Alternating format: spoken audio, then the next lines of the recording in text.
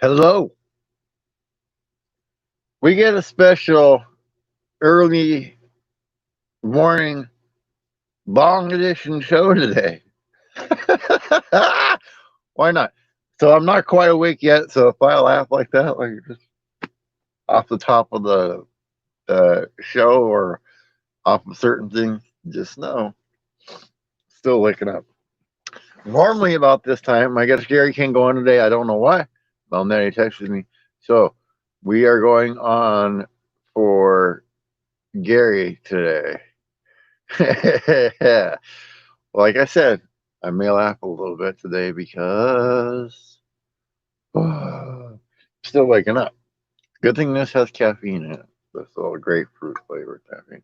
So I have Chris from Roasters Marketplace will be coming on today. Yes, he's still coming on today. Let me fix my. See, this is the thing. Like normally, I have a little time to set up. Normally, I have little things before I get going. I have a tea going and all that kind of stuff. So I don't have that going. So I'll probably start the tea at some point. Um, but the cool thing for my moderators now is I should have this set up properly with timers. So throughout the broadcast today, it'll be dropping links for me and for my brother's channel art that he created, his little thing. And then it's also going to drop the guest links as we go through. Supposedly. We'll see. We'll see. And yeah, no problem, Mel Manny, no problem. So we'll have a little bit of time to talk today. I guess Gary couldn't make his show today, so we'll be here today. So, so we'll be here today talking and hang out. Hello, Texas Family Camping. Yeah, I'm working on it. And hello, Shauna Craft. Now I'm up in Washington, man, so it's only 7 o'clock here. So I usually get up like 6 something and start rolling around, and then by the time mine starts 9, I'm really going and brains tired. So, hello B&D Crafts. Hello. Um, yeah, Chris from Roasters Marketplace is going to be here today. We're going to talk about coffee. I want to talk to him about his company and stuff like that because his company they have a bunch of people that uh sell through his company site. So it's kind of like a bunch of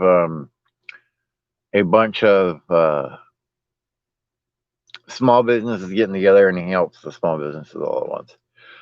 You can if you'd like, Diana. I'd appreciate that very much. And so while I have you guys share to talk, and hello RV Weekends, nice. Thank you for work watching. I mean, your boss probably doesn't appreciate it, but I appreciate it. Um,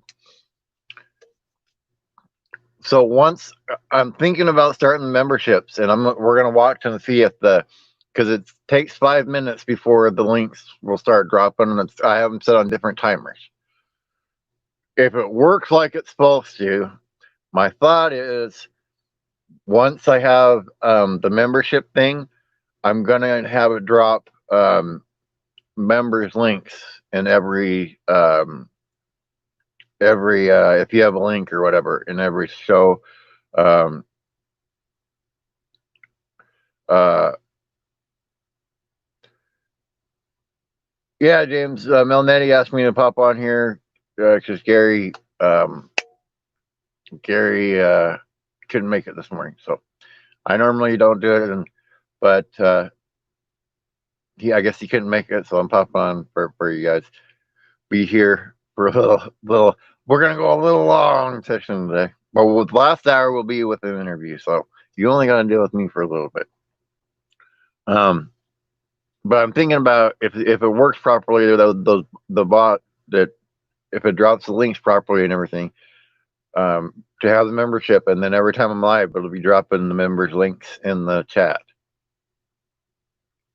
Um, the mods can still drop links too, but what I'm thinking about doing is uh,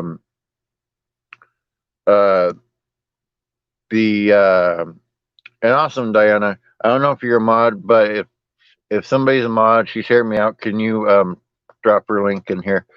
Um, Diana Brienne Fairchild, if you could drop her link.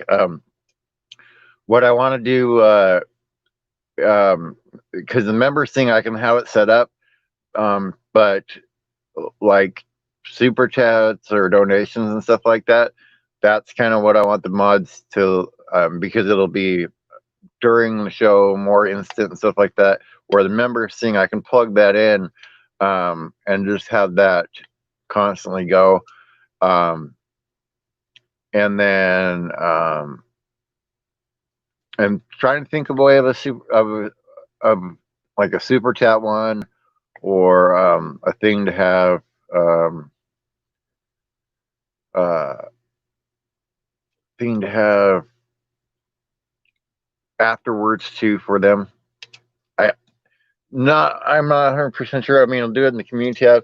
I'm just trying to figure out a way to do that, because that's a little more instant thing. Where the membership thing, I can kind of, it's like it's a whole month, so I can get it set up to have the bot dropping links.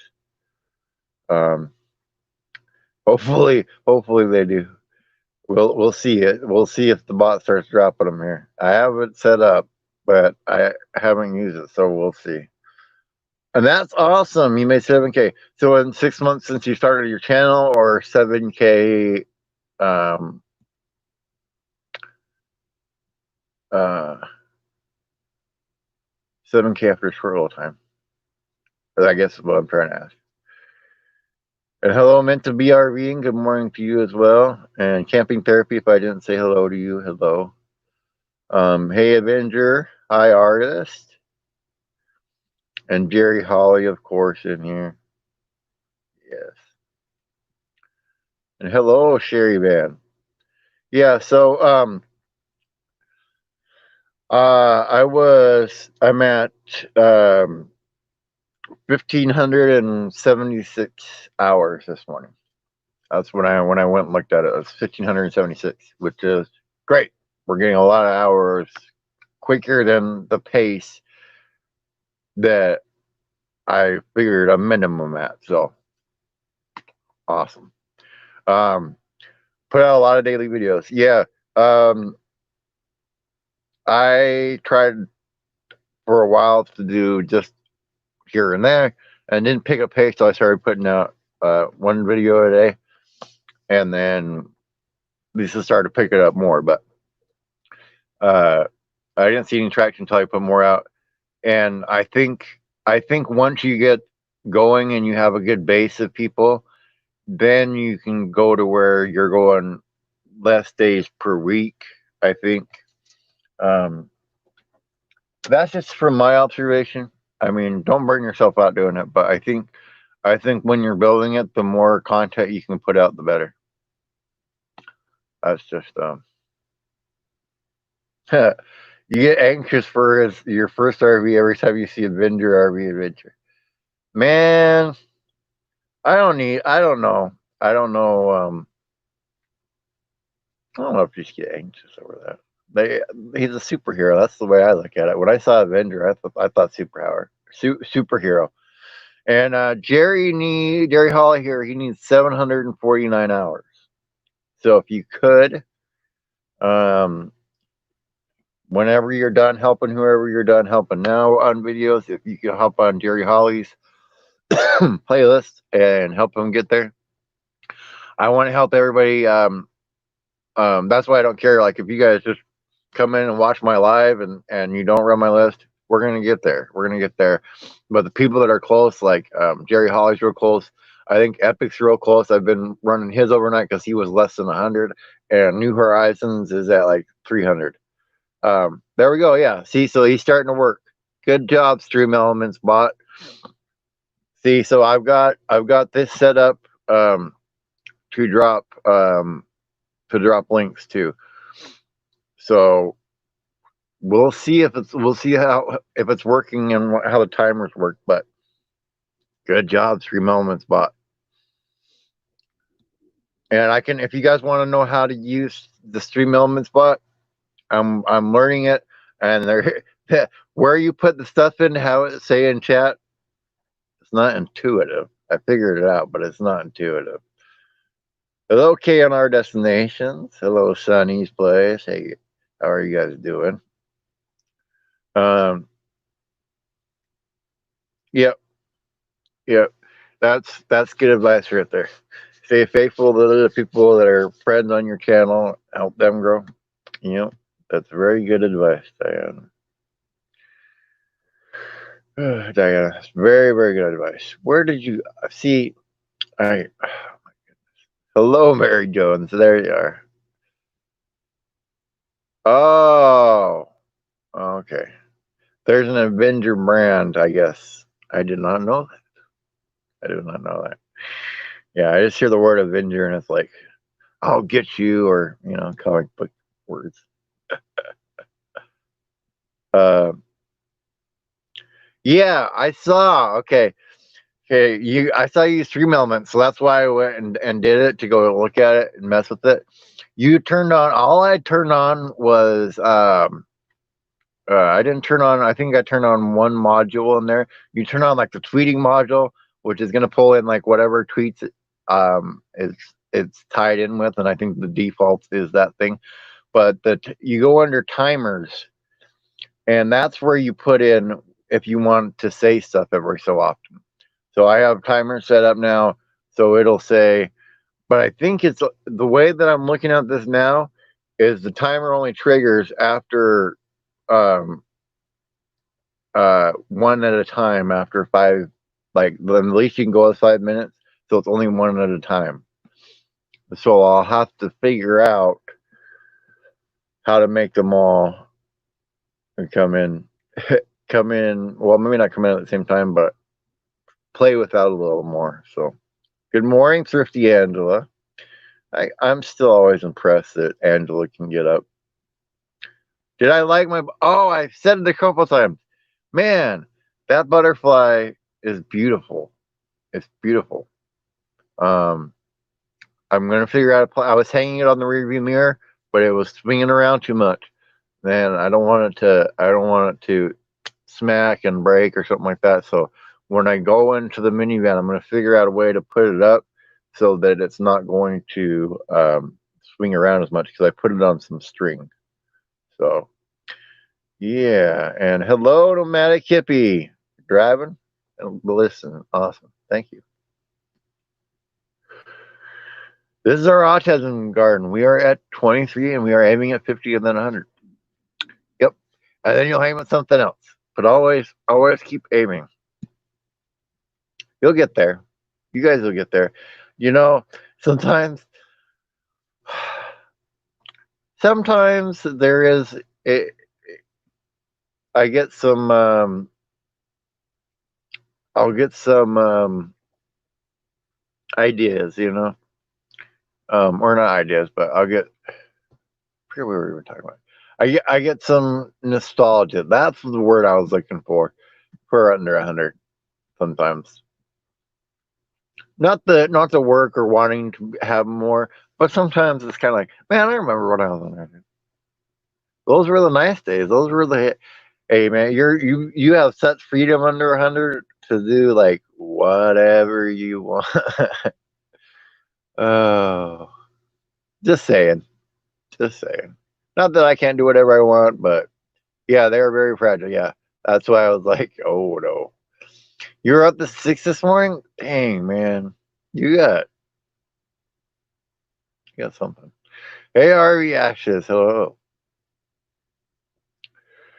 Hello this morning. See, okay, look. That one's going fine, but the other ones aren't going fine. I wonder if you can only have one on at a time.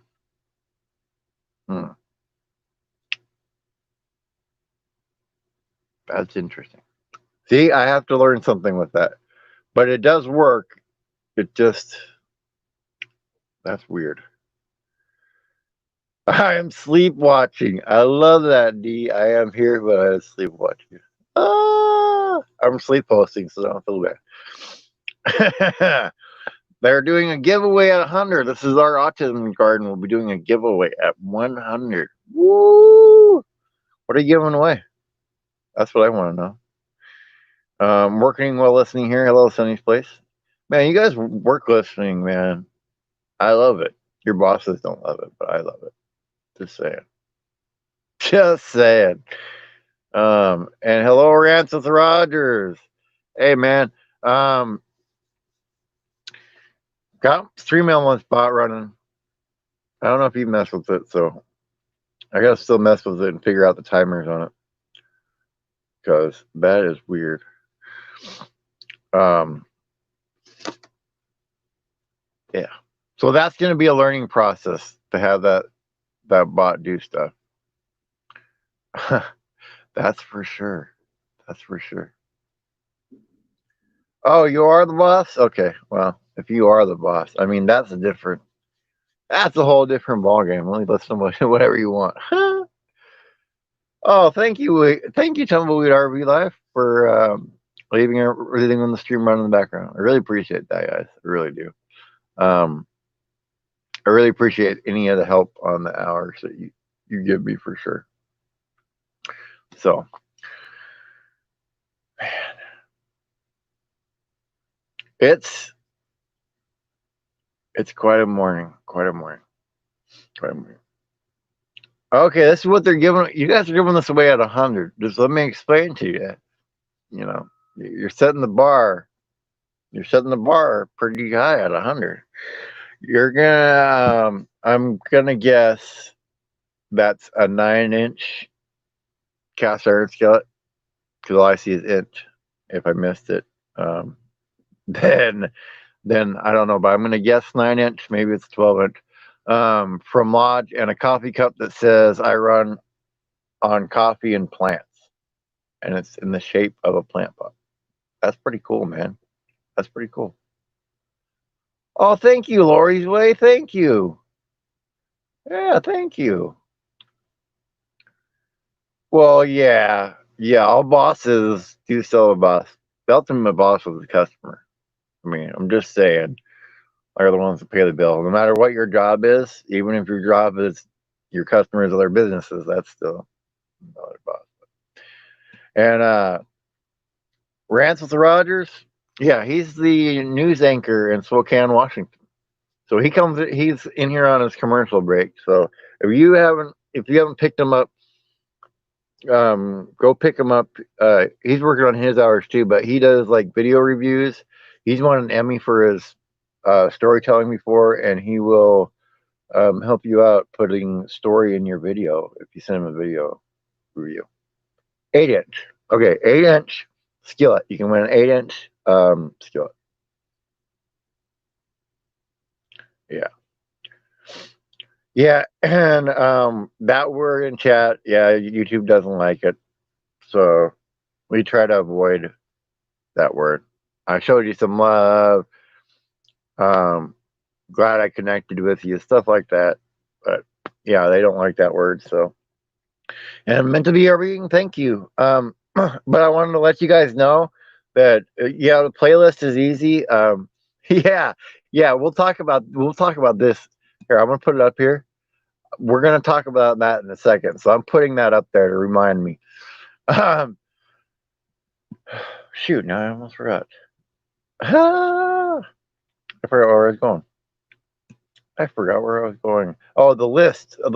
There we go. Should have left the other one up there first. The playlist is easy because you can go through and just hit the button and it'll play, and you don't have to watch the person's stuff. However, if you still want to help the person after the playlist, you can play the same video twice in one day and have it count. So even after you run somebody's playlist, if they're still not done but they're really close, you can like hit a video twice each day and have it count. Unlike the playlist, which only counts once every so many days. So that's all. And this one right here, okay, I want you guys to read that. I can find your channel now when I type it in. Okay. I don't want to hear any excuses about how hard it is to get to 1,000. If you can type your name into YouTube search and it pulls up, okay, because I did it without that happening. You want to talk about the hard way? Go into the chats and have people say your name, and it doesn't matter because people search won't find you. Ah! You want to talk about the hard way, man? That's hard mode right there. That's hard mode, and it's. I will tell you though, I think it finally clicked over because if you notice, a lot of people that have had their channel name for a while, the URLs are finally switching from like the random numbers and letters to the actual names now. So I think that had more to do with it than anything else. It would probably actually, but yeah, if you want to talk about the hard way, that's the hard way. Yeah, as a web, here's the thing about web design is you can kind of listen to other stuff while you're doing it. Like, I have ADD, and so if you guys can tell from my unbelievable brain of just keeps going and going and going. You don't want to be in there, by the way. It's worse. But having something to listen to while I worked was always beneficial. That's why I like driving truck so much, is because I could just get in there and I could turn on the radio and either listen to podcasts or listen to music and then do my job. I can't stand a job where I have to only have that and there's nothing else going on. Nothing else going on.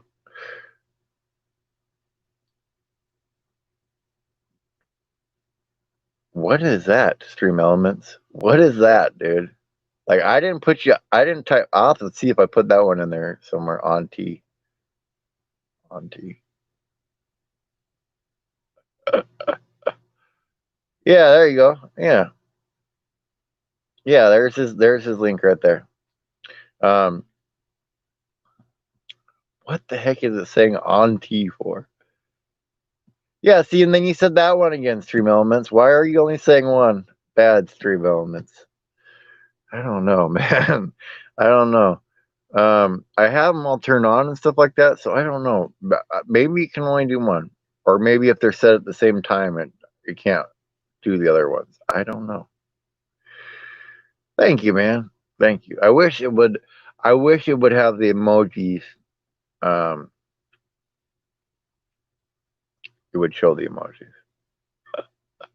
That's all. Hello, family travel and excursions. Um,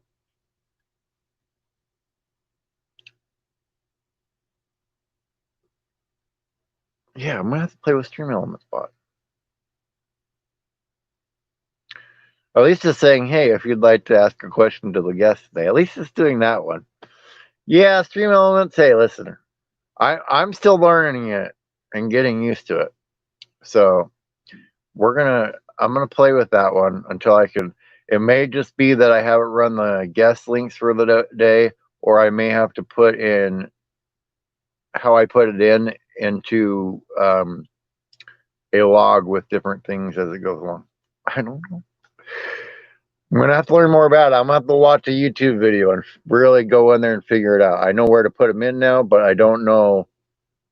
I don't know how to uh, have it put more than that one. Apparently, I'm trying to get it going so you guys have a little less stuff you have to do. I think I can get it going if I have it all in one thing, but man, that thing, I tell you. The guest links are in the description though for the moderators later. So they are there. Yeah, Stream Elements. Okay, look, dude. I'm gonna go grab the tablet and I'm gonna see. So I'm not gonna be on camera for a second. You guys will still I'll still talk to you, but in case my pants are funky or something like that. Let's see here. Um,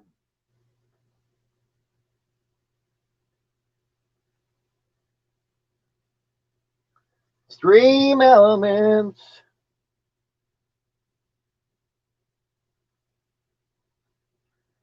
.com. StreamElements.com. Let's figure this out together, shall we, children? I think we shall. We shall figure this out together. All right, Stream Elements, come on. Pop the page up. Or are you just not having any service? Is that what it is? See, this is... Why Stream Elements? Are you just trying to annoy me? Is that what it is? Oh my goodness, guys. I tell you.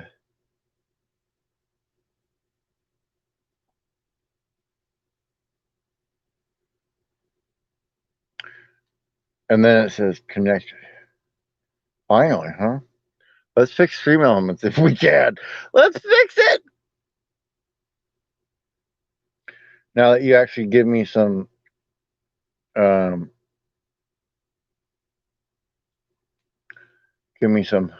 internet. Yes, accept the cookies. Gosh. It's so picky, isn't it? These programs.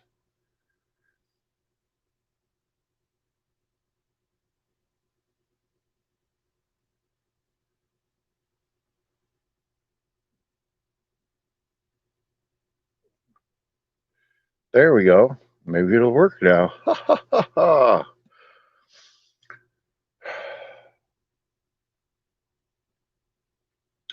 Thank you. Yes, I already allowed all that. Can I please go into the dashboard now? Yeah. You know, this is the problem with robot workers. You tell them what to do, and then they don't listen. You know, you guys gotta watch out for those robot workers, man. Let's see here. Hey, bot, let me go in and talk to you. We're gonna have some we're gonna have a little talk here because apparently I don't know how to set you up properly.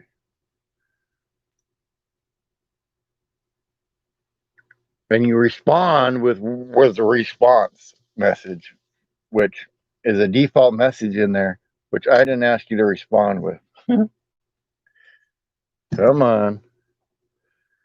Oh, the joys of the internet dropping out. Maybe I can't fix it. Well, gosh darn it. We're working on it. We're working on it. Oh, the Superman statue cam's popping in. And it's keeping Metropolis safe. Thank you, Superman. Thank you for doing that. All right, we'll play with that later. Because apparently it wants to give me internet for a second and then no internet at all. So this is the other reason I'm getting the visible, by the way.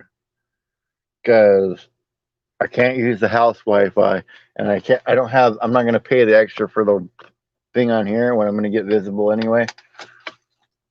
So just to show you that I am using my cell phone Wi-Fi, I can't get Wi-Fi on that thing all the way back here. So listen, Stream Elements, we're gonna work. We're gonna work together and we're gonna get this figured out. Hello, Beyond Beauty 3. There's got to be a setting in there to have it play more than one timer at once. That's all. Van Life Voyages, hello. And yeah, if you see down here, and I've had some people email me already, this is the easiest way for me now. If you want to be on my show, I have places in August. Now you're taunting me, Stream Elements, but I'm having I have spots in August that are open. So you can send me an email and I'll get you scheduled. I would prefer it if you can do it at a time when I am normally live. I'm normally not live this early, but It makes it better because you get a little audience interaction. They can ask you questions when you're out here. Like Stream Elements is saying, you can ask the guest questions, and that's the only timer that it's going to work on. Apparently, I'm going to get it figured out. It's just there's a bunch of settings in there, and meant to be RV can tell you too. Hello, Lucky Dog Productions moderator. Hello, hello. To be on here, just a cell phone, man. Your cell phone's got a camera. It's all you need. I'm running this on a cell phone, which is very unique in this whole community. I'm probably Gina has ran hers off of her tablet before, but other than me and her, basically everybody else usually runs the host side off of a computer. It's a little bit easier for seeing comments and stuff like that. There's a little more you can do, but that's like green screen and stuff like that. I don't have a green screen anyway, so I don't really have the need for that. But Stream Elements also has a app that they're releasing. I'm still going to be using StreamYard for most of the show, but if I'm doing it by myself, I'm doing a show by myself, and I'm not going to have a guest on, I may run the Stream Elements app, because then it has the other stuff that comes up, like if somebody, like the other day when Van Life Rocks tipped me. See if we have internet for some. Yeah. Nope. When Van Life Rocks tipped me the other day, it popped up in chat. Well, this would have the things on screen, and it would pop up on the screen too. So when I'm not in and where I'm having guests, I may use that other one to try it out. So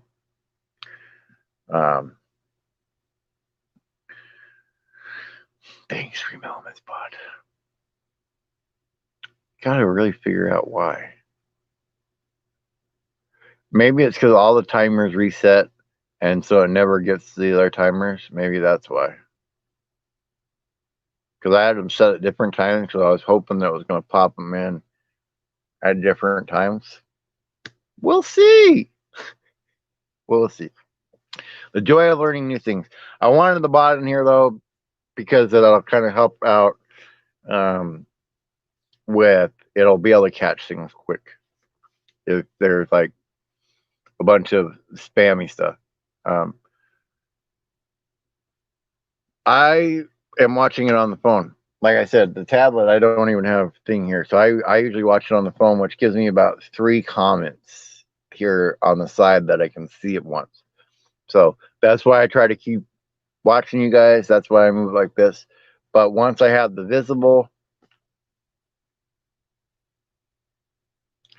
see, once I have the visible, here's what we're going to do.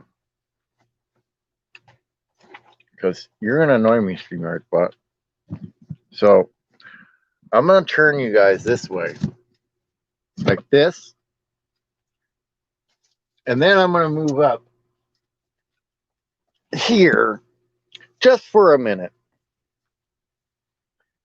to where the Wi-Fi works and I can try to fix Streamy. That's what I'm going to call him. I'm going to call him Streamy.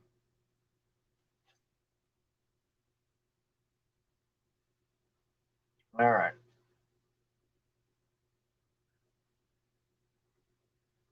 The Wi-Fi is working up here. It's working up here. Yeah, that's a different kind of bot, more than likely. This bot,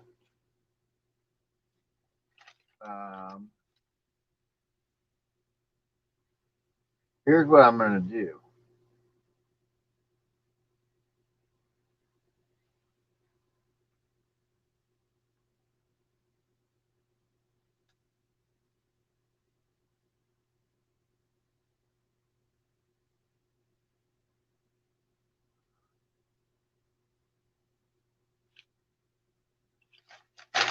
Okay. Now, Let's see if it does it. All the other timers are turned off. So we're gonna see if it's a I can only run one timer at a thing. And I don't know where that on T is, by the way. I don't even know where that one came from.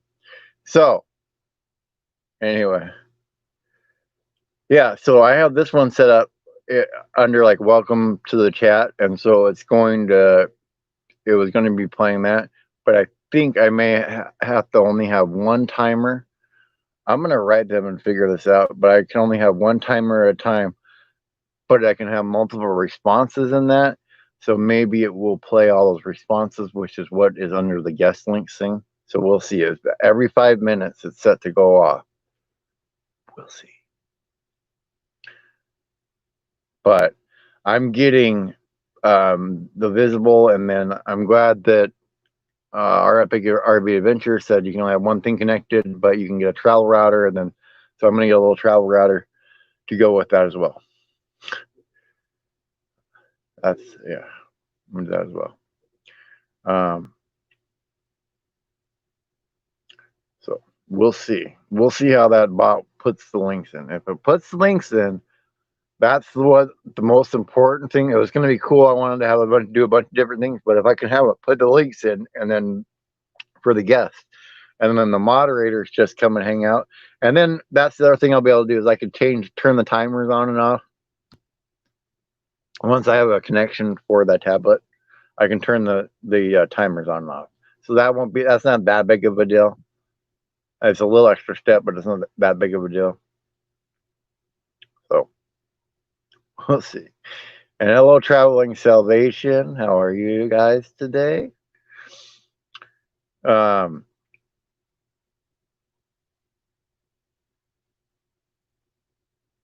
man. So I'm gonna have Chris from Roasted Marketplace is gonna be here.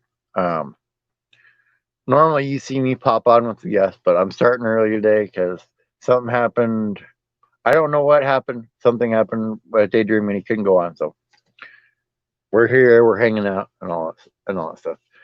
So yeah, the thing is I've had the tablet, like, and it's gonna help me be better.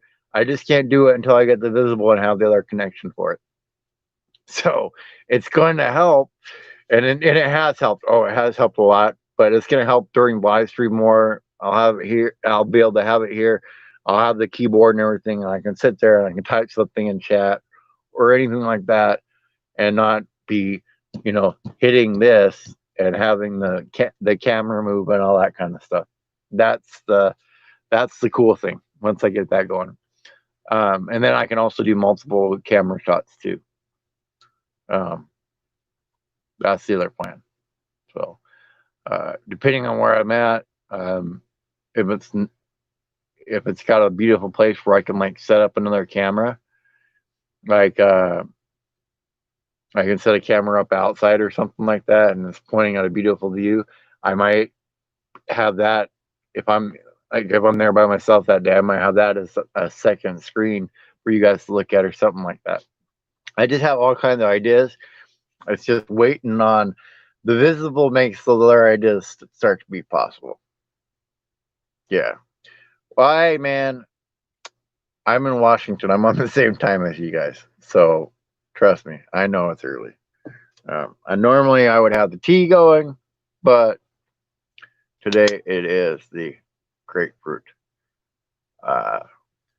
Grapefruit sparkling water with the caffeine in it. And if the bot is working properly, if it's working properly, it's either going to put all the links in once, or maybe it'll put in one at a time and then another one 5 minutes later. We're going to see how that works all together.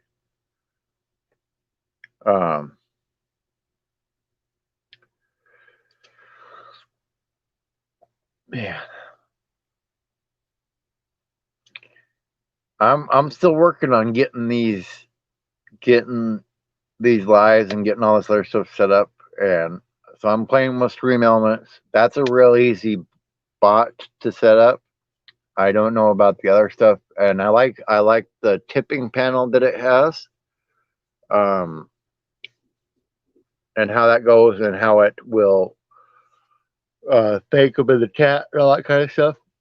It's easier as a host to keep track of things that way. Let's just put it that way. I can notice that Stream Elements icon, um, and I can, it keeps my attention easier. Anyway, let's put it that way. Am I still changing vans? Yes, I am still changing vans. Traveling Salvation. I will be going into the minivan here in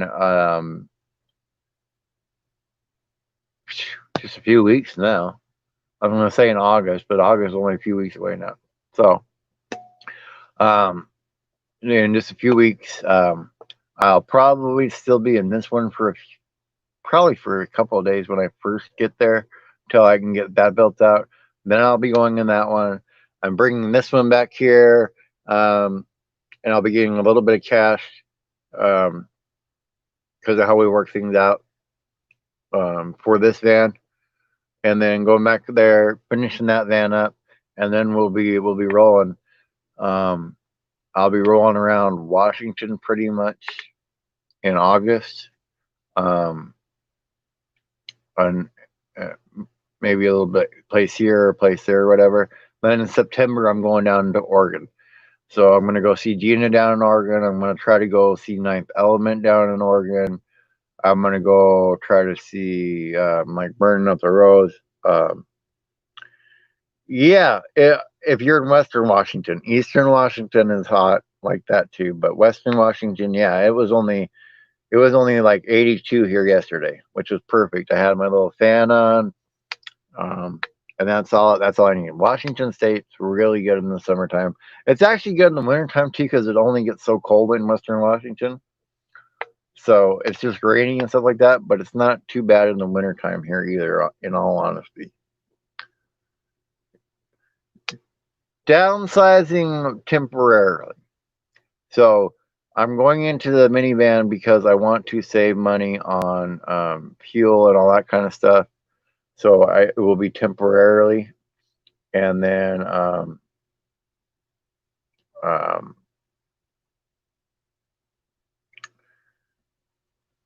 it will be temporarily, and then I'll be billing out the ambulance eventually. Hey, Kristen, how are you this morning? Nice to see you this morning. Hopefully the old Stream Elements pops back up here in a little bit. It's been a bit since we've seen him, so we'll see if this timer actually works, or if it's not going to work at all.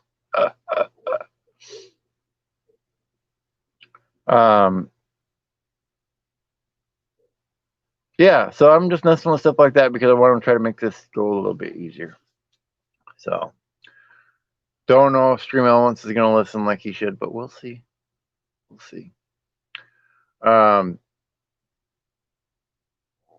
Man, I tell you guys. You always wanted to redo a minivan. The minivan, from what I've seen of other people setting it up, there's still enough room for my twin bed in there, the same size as I have now. And,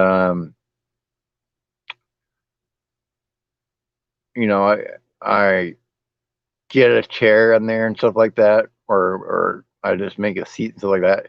It's not forever. That's the thing about that minivan.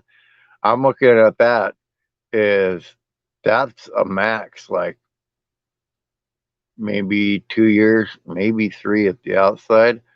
But in reality, the way I'm looking at it is maybe next summer I'll be building out the ambulance, because this is starting to take off a lot more than I thought it would.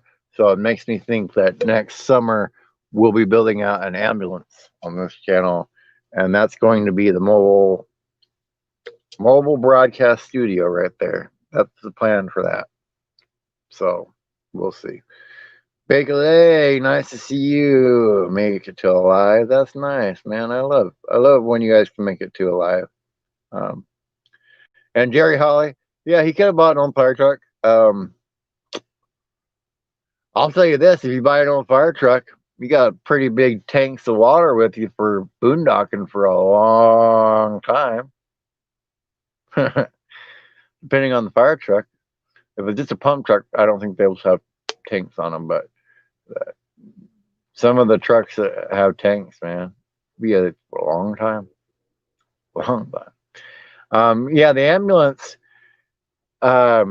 It's for a couple of reasons.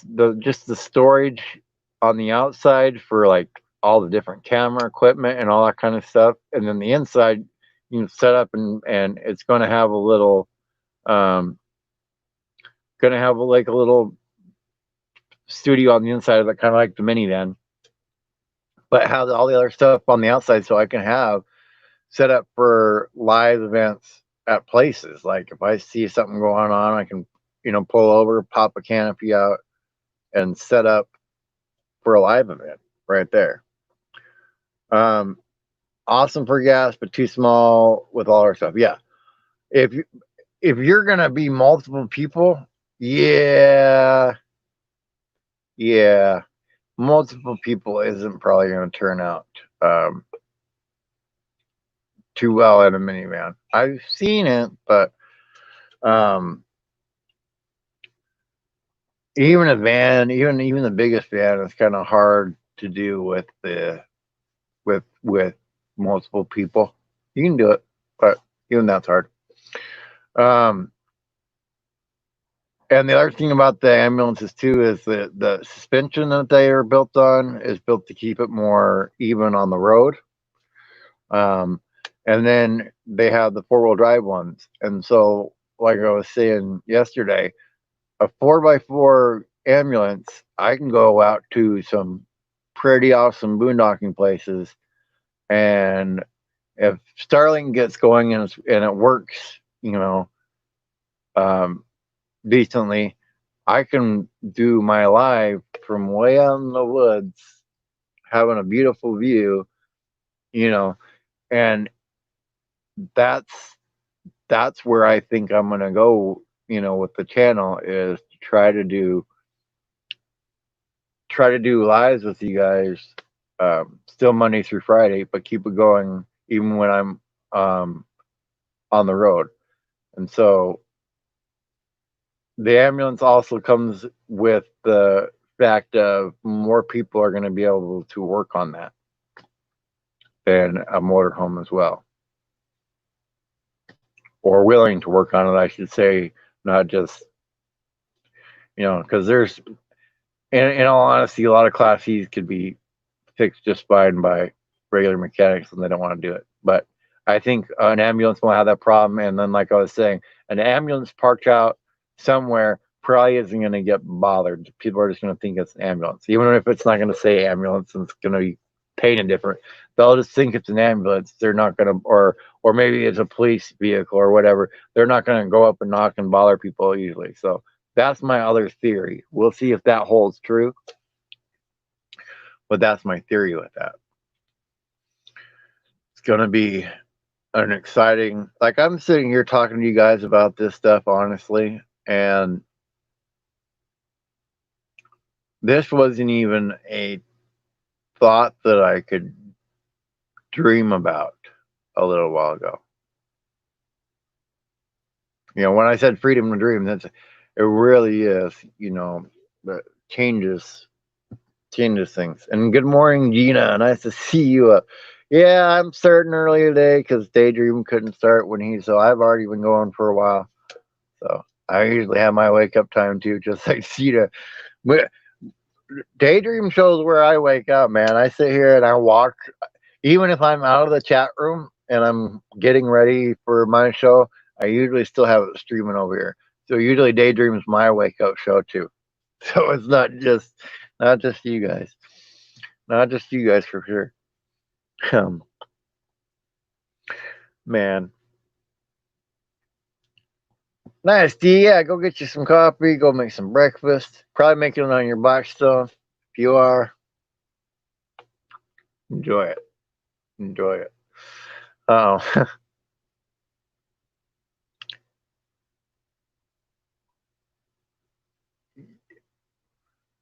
I can't even say that. Like, I wanted these interviews to take off, and I wanted all this stuff to happen, but the speed at which it's happening and how well it's been received, and to actually have uh, a plan in my brain and a thought in my brain, and to start working on it and to finally bring it out to where you guys are now, and you guys are seeing it and all that kind of stuff is really cool. Like, a lot of you guys, I've been telling you for months, I'm going to take you guys with me, and you, some of you kind of knew, you didn't know everything, and like I said, I still don't even know everything that's going to happen with this, so I can't tell you it all. But I, because I told everybody, like, friends of mine, they're close by, all that kind of stuff, about what's going on, and things are going to go crazy. Sure, whatever, is the thought. And now that it's happening, it's completely changed. So now you have um, people that didn't believe before that are watching my stuff, and it's just it's a whole different world, whole different world from where I was when I started it, and to see what it's growing into is just, man, it's incredible. It's incredible. And yeah, and that's here's the thing. For a long time, like when I was driving places and going places and all that kind of stuff, for the longest time, I because I would I'd always call my dad, and I'd talk to him. And so for the longest time it was always like, man, I wish I could call my dad and be like, man, this is where I'm at now. You know, remember when you used to go here, stuff like that. And so I haven't had that. But now with you guys, um, now I have that. So, um, and apparently Stream Elements doesn't want to run anything now. Okay, well, I'll play with you later. But um, now I have all you guys to share this with. Like, now when I go places, instead of going, oh, I wish I could, you guys are there. Like, I just pull out my camera and you guys are there. You guys get to see this stuff. And so it's really, really cool on my side. Um, because you guys have, I mean, you guys have only heard, I don't remember all my stories, let alone, you know what I mean? Let alone be able to tell you guys all of them. But just having this here now so you guys can see it, because it's craziness.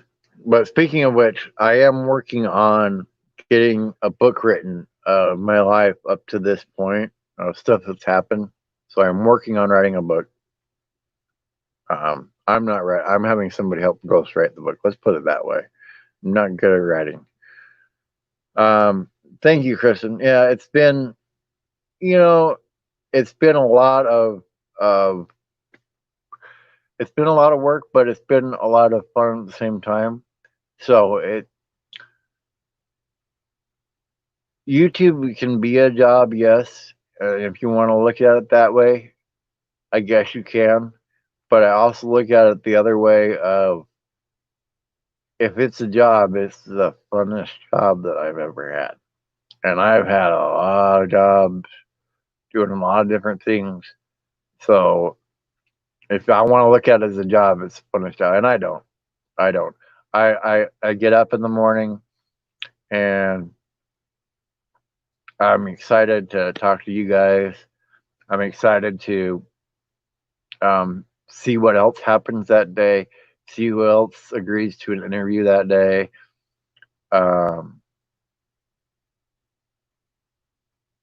and just see what the day has in store. I mean, coming from when you don't have that kind of stuff, when you're worried about things happening to you or this happening or that happening, um, it's really hard then at that point to want to see what's going to happen because it might be bad. It's really, really hard. But now that I have this going, eh, I'm actually want to see what happens. Thank you, Gina. Thank you, Harvey Weekend. Yeah, thank you, Melnay. Love you guys too, man. I think you would, and that's what makes me happy. For a long time, I wanted to make sure,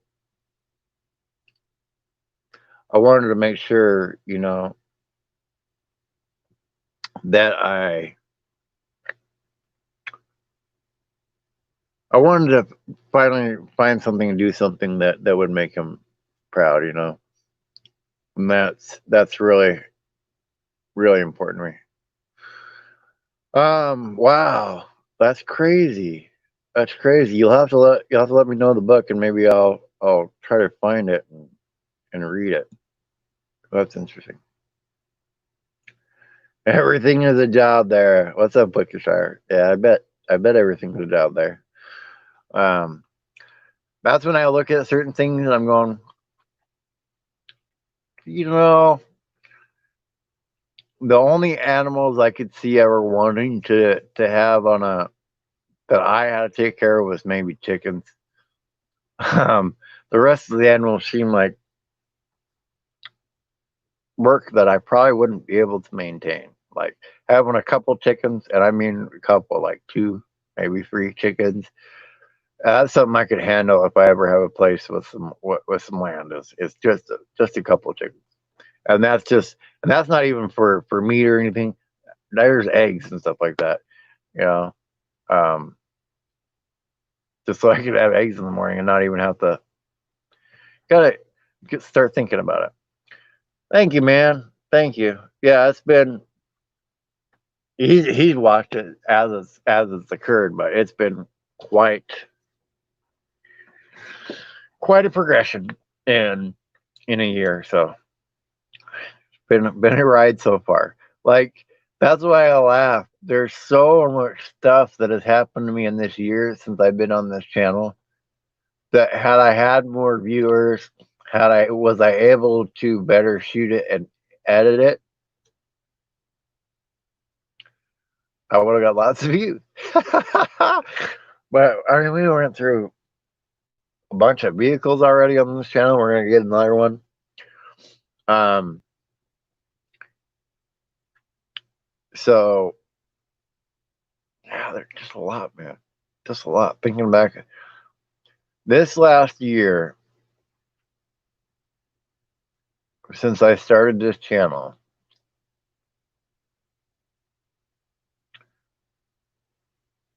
has been a ride. Wow. When I really think about that, wow. I went from a place into a motorhome that I was building out. I had I had the inside pretty good. It wasn't completely done yet. And I couldn't get the thing running right. Didn't have the money to. Went into a tent for a little while. Went into a pop-up trailer. Um, had land for a minute till the relationship fell apart. And then I've been renting a room. Didn't even have a car for a while again. And then uh, now we're back in here. I've been living in this van for a while, and then we're gonna go on a minivan, and that's all uh, since I started. Yeah, Shauna. Yeah, just go leave a comment on our video if you can. Cindy Brown, good morning. When can you still meet for the Shire? I'll be there this winter, man. I'll be there this winter. The last few vlogging videos have been super. I'm trying on those, and that's the thing. Like I know my vlogs aren't aren't that good yet. I want to get them better, and I know where I'm lacking, and so it's an equipment thing that I'm lacking, and that kind of stuff. Now I kind of know how to do it now and how to set them up. I've gotten enough tips. That's where I'm lacking now. Woo! Apologize, guys. Yeah, 100 subs. Remember the emotion. Yeah, yeah. Like I said, man. No, it's just um, and it's not in a bad way. It's just thinking over the last year. Like when I really sit and think about it, that was a crazy, crazy year of stuff going on. Yeah, just crazy, just crazy. Um, One thing I do miss though from the years, I miss the puppies though, but they're doing all right. Lucky has a place that he's at and really happy. And Boo Boo is um with Amy hanging out, and he's doing all right.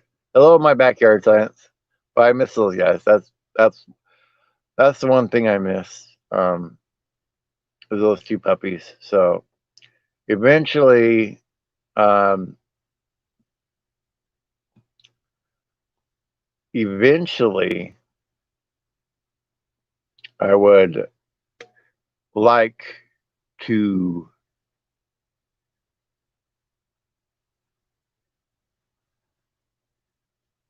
get another puppy, but probably not until I'm in um I'm in the ambulance, because a puppy in the minivan is would be really tough. That would be really tough just for having place for some bowl, food, and water without getting spilled. Bluetooth mics. I don't have a Bluetooth mic.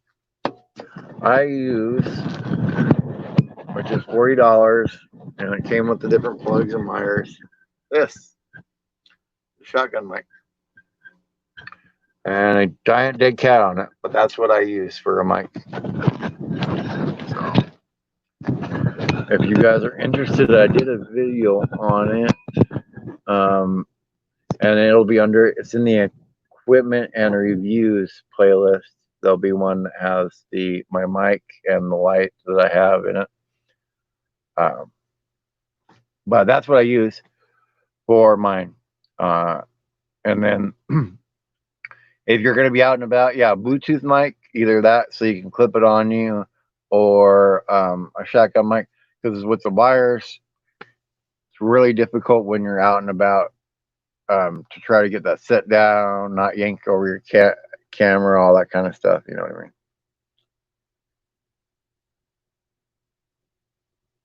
Yeah, yeah.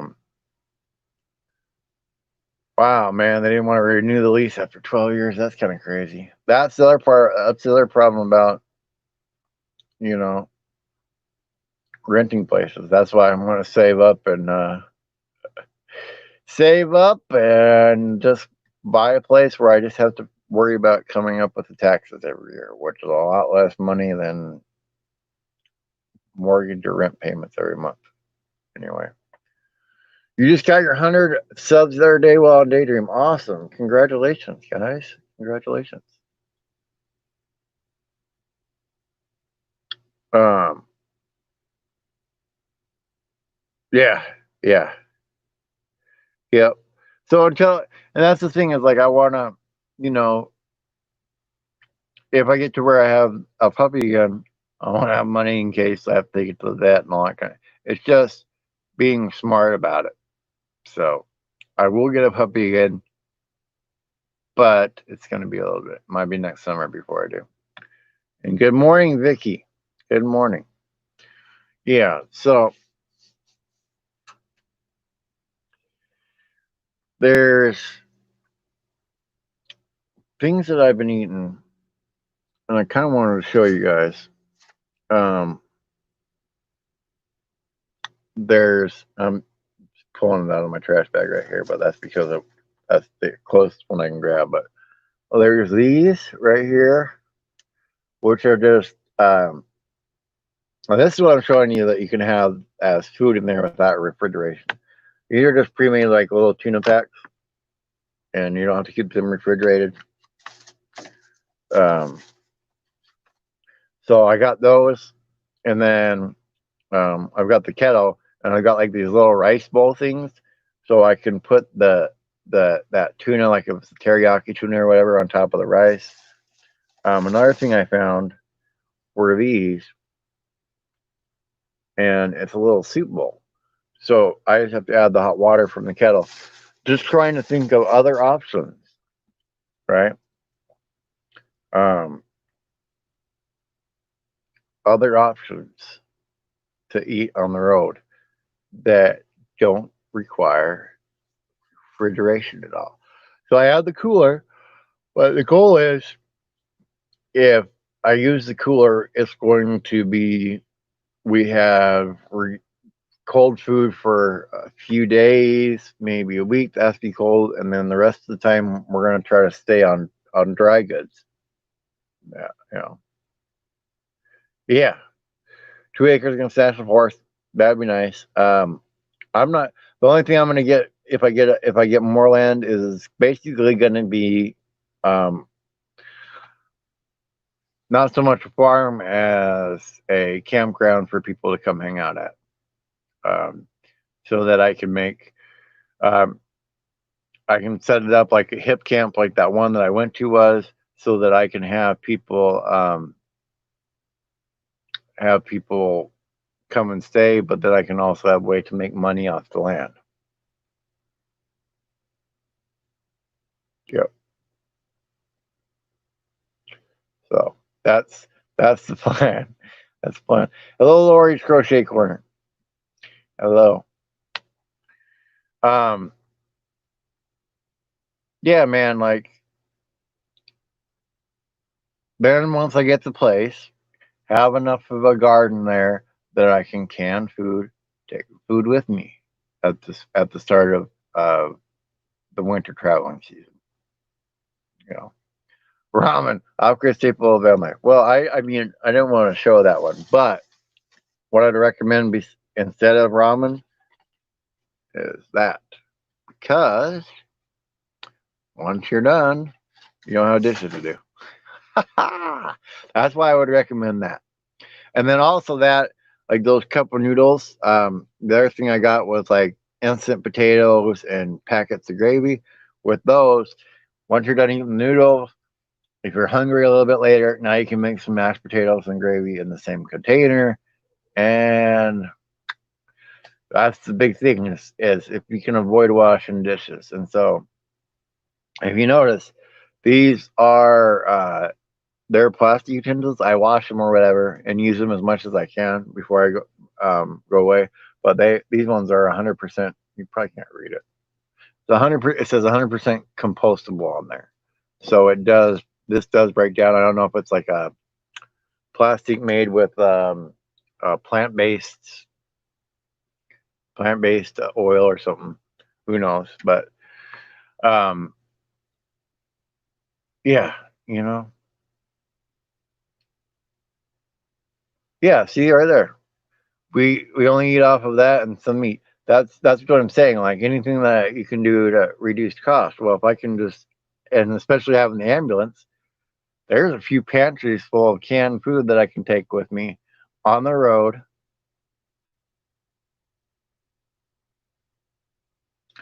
Yeah, there's a lot of different things, but that's what I'm saying. Like it's stuff like that that I'm going to try to, to do.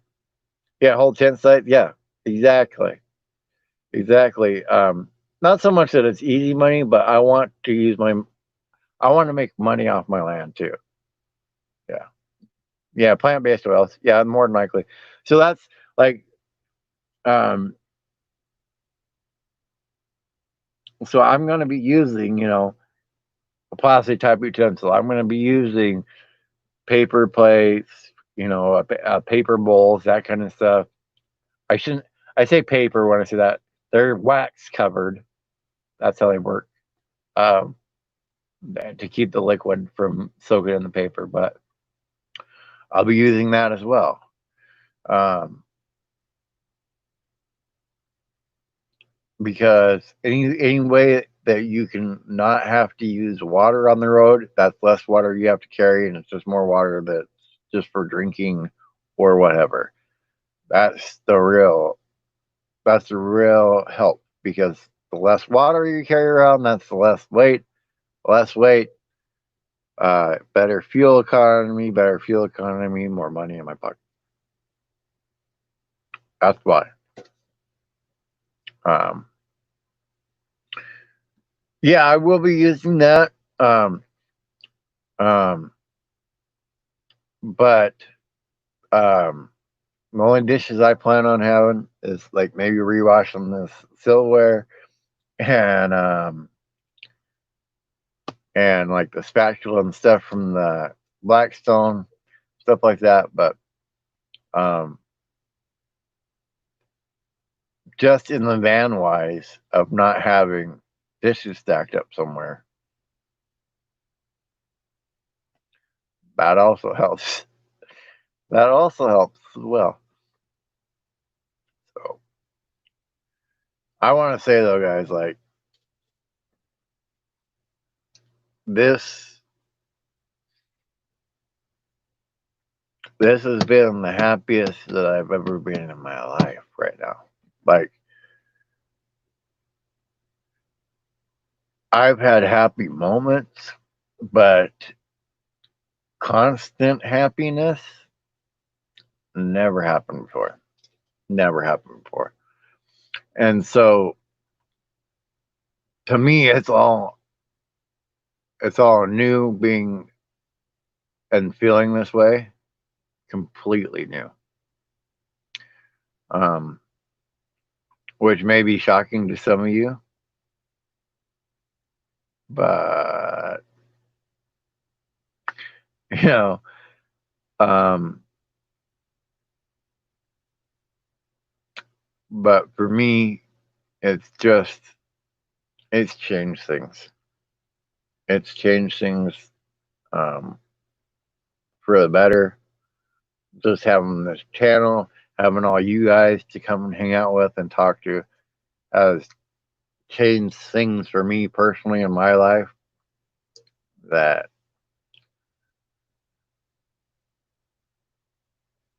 I have a hard time explaining sometimes, and have a hard time conveying to you guys, because it's like somebody, like, let's say like a astronaut going to a different planet. He could try to describe what it's like there, but he probably couldn't come up with all the words because it's a completely new environment for him. So, you know, that's that's what I'm dealing with. It's a new environment for me. So I'm doing the best I can dealing with it, but it's not in a bad way to deal with it. It's just it's new to me. You know. Yeah. That's gotta be tough to try and preserve. Yeah. Yeah.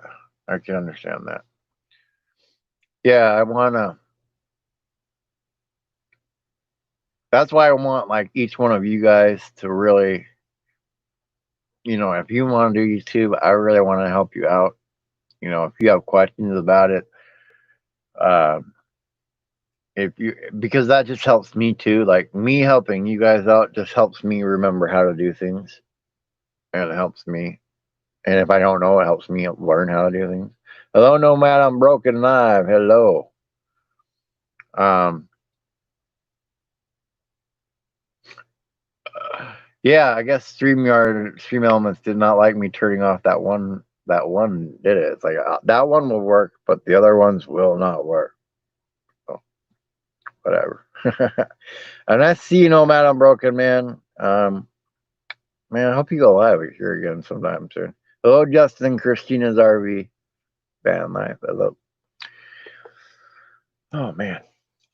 So the guests will should hopefully be popping in here towards the end of this hour.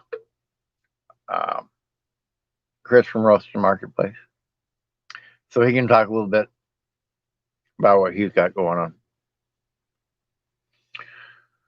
But no man on Broken Live, like if you guys have like really in-depth questions and you want to know how you should do things in the dam, that's the guy to ask. That's the guy to ask because he's been doing it longer than me and he knows more about proper items and proper ways to do things than I do.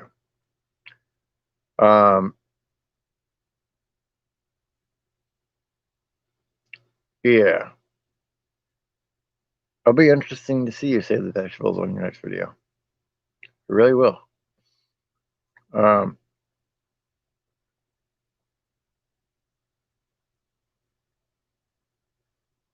Yeah, that's right. That's right.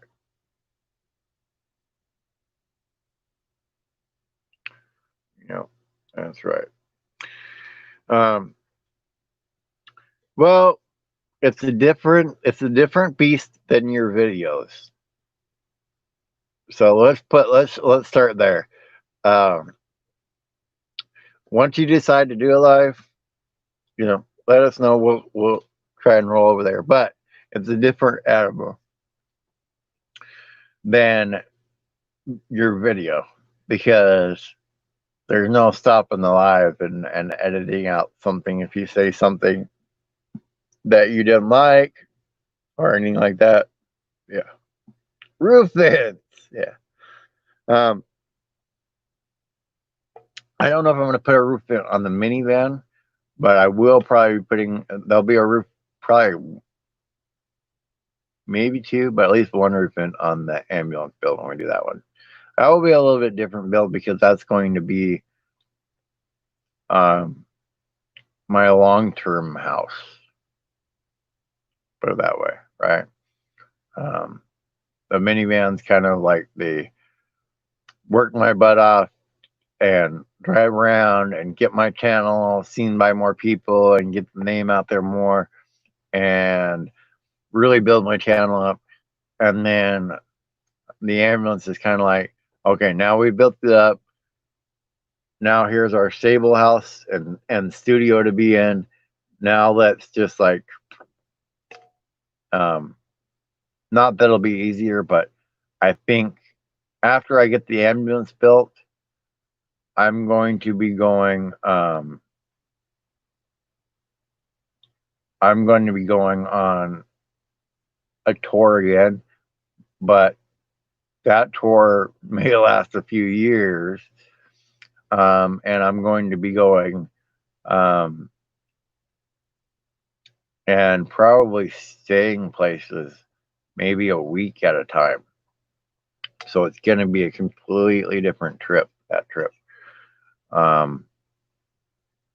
Once I get the ambulance built up.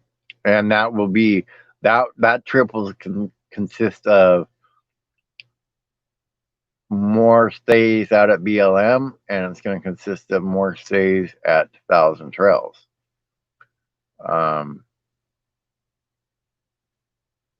Depending on how that goes. And that may be the point in time when I upgrade my Thousand Trails to a regular membership too. And it all depends. It all depends on what happens with that build and et cetera, et cetera, et cetera. But these are plans that are, a few years out now, but just want to let you know. Yeah, if you at Baker Lake, you can ask me questions. You can ask other people in here questions, and we'll try to help you out. All right, man. Take care, man. Take care, Billy man. Why does YouTube mess with your subscriber count constantly? It's driving me crazy. The honest answer that I can give you, I don't know. It's the way they have their system set up, but that happens to everybody.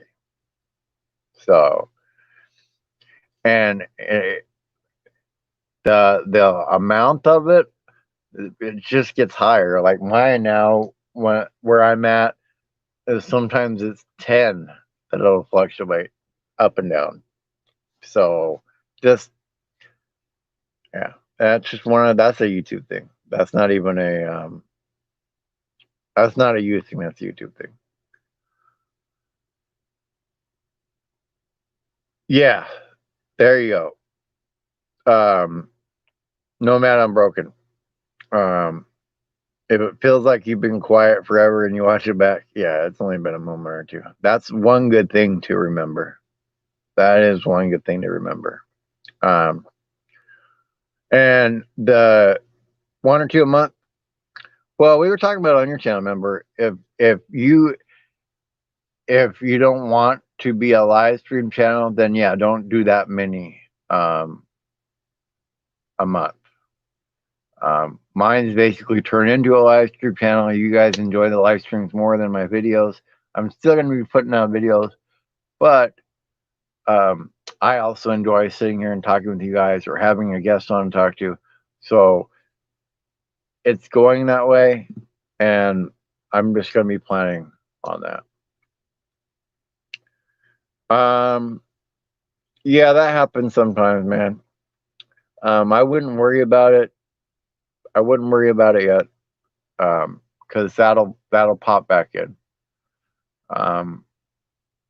More than likely that'll pop back in. My studio, for some reason, like on there, just until recently, it wasn't even updating from the 8th. Like the app was updating, but going on to the actual studio, it wasn't updating. So just one of those quirks. Look in your YouTube app and see if the minutes are there in your YouTube app, because those are going to show two different things. But we were talking earlier, or I was talking earlier about membership, starting membership on my channel when it's a possibility. And then if I can get that bot running right, have the bot run the members links. So I'm thinking about doing that. The other thing I might not be able to do is maybe it can't run links. I don't know, because I have links and the other things, so maybe it can't run those and it can run the other ones. So that's just that's a thought of mine, is to have your guys' anybody that's a member that has a channel run. If I can't run their link with it, run their channel name with it, and then something like that. So I'll mess with Stream Elements more, and maybe I'll look around and see if I can find other bots that I can have run things. Yeah, that's just gonna happen, man. That's gonna happen, Big Leg. That's gonna happen. That's gonna happen. I'm sorry I'm laughing, but that's just, yeah. I was stuck at getting to 700 for like a week. It would get like 2 away, and then it would drop back 5. So don't get caught up on that. What you should really be concentrating on is just putting out another video, and then putting out another video, and then putting out another video, and then putting out, like, really seriously, do not pay attention to it, because that's gonna drive you nuts. And the only time that I really paid attention to it was when I'm gonna see if I can at least turn the one bot back on here. The only time I pay attention to that at all is if I'm close to a big number, and that's the only time I notice it. So let's see. I'm gonna turn.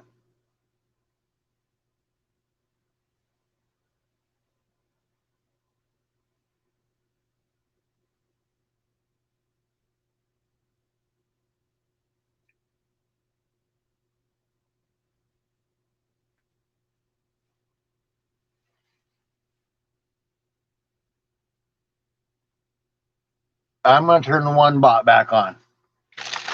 So, because I have a feeling,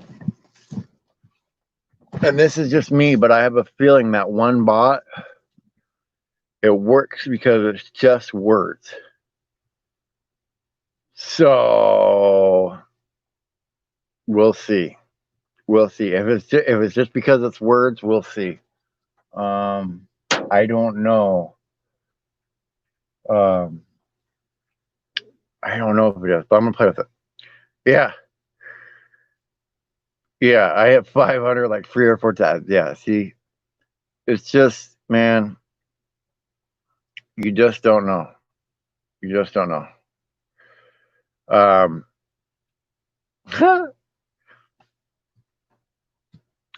sorry, I gotta move this out of the way. But if you're listening, I don't know if you are. I will read your message in a little bit, Jason. So I get messages coming. That's the fun thing about doing it on the phone is you get stuff that comes in. So, um, well, yeah, okay. So and I talked about it in the first hour. You can finally type Bob's Adventure into YouTube search. Go ahead now if you guys want, and it'll pull my channel up. So if you want to talk about the hard way to get to 1,000, do it when you search YouTube and you can't find your channel. Okay, so the reason I'm laughing is like when you guys say it's hard to do. At least when you type your channel name, it'll pull your channel up. And I know because I've dropped links for most of you guys, and it pulls your channel up. So that's what I was really happy about yesterday. Almost more so, if not more so, than getting 1,000 subscribers was the fact that when you type my name in search, I pull up now. Just saying. I find the I find a lot of humor in that. And so for me, it's almost like it's a whole different ball game for me. That the fact of if I go somewhere and somebody says my name on a channel or says my name in a chat, that people can actually find me now. That's a whole different game. So if I can get to 1,000 without or 1,100 without people being able to type my name in and get there, and I've done it all on a cell phone, by the way. No editing on a laptop. I don't do the lives on a laptop. I do it all on a cell phone. So yeah, mine wouldn't pull up for about the last 5 months. When I say a little while, I basically forced YouTube to add my name to the dang dictionary of their search. Because wouldn't that be silly if I got to the point where I had the watch hours, I was considered a YouTube partner, but you still come search for my channel. That would be funny because that would be shooting themselves in the foot because they get the money for the advertising. So the fact that you wouldn't be able to pull up a channel that gets advertising on it, that would be funny. I was about ready to laugh at that one. But I figured after I got 1,000 that it would kind of force it to happen, and it did. So put out 3 videos a week. Awesome. And you go live on Sundays. That's a good schedule too. I'm not saying you have to do a thing every day, but it's just one of those things. One of my workers has been exposed to COVID and he's turned exposed to you. Oh, that's not good. Yeah, man. Hey, since you're in that condo all the time, you could run lives more. I'm just saying. Yeah, yeah. Yeah, well, see, here's the thing is, I've been able to Google Bob's Adventure and have it pull up almost right away. Hell, I even got bobsadventure.com. Like you can go, I have a website, bobsadventure.com. And it was only YouTube, which Google owns YouTube. So I think it's really silly when the same search engine. Yeah, exactly. That's the most celebration there is for me, man. That's the most celebration. Yeah, that's the situation. Drew, I hope you don't get it, man. I hope you don't get it. And, you know, that's it.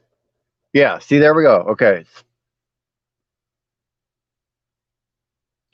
That bot works.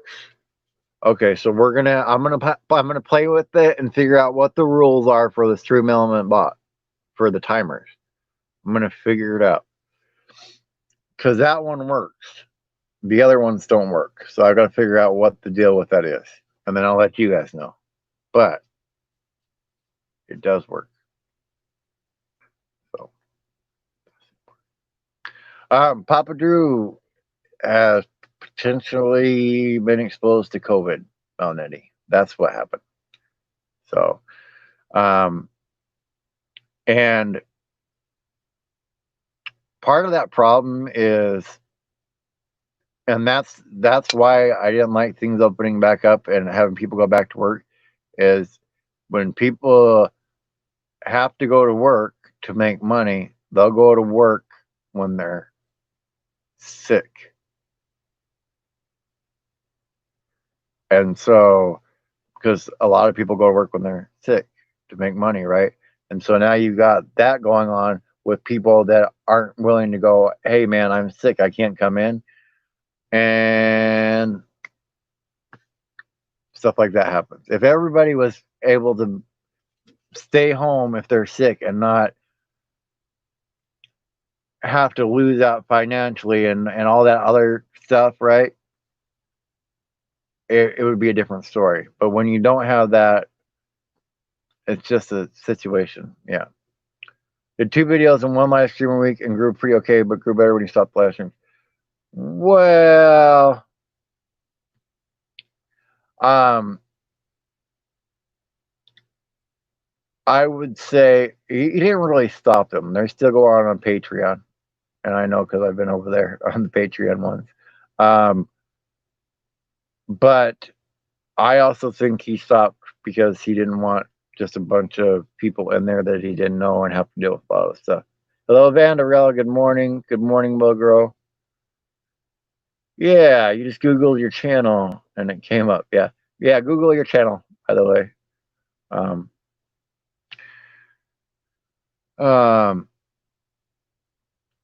Yeah, exactly. Exactly. Yeah. I pay people to stay home if they're sick. And yeah, see, the ones that you get paid for sick time, that's the ones that are really just jerks, right? If you get paid for sick time, there's no excuse. There's really no excuse. Yeah, yeah, yeah.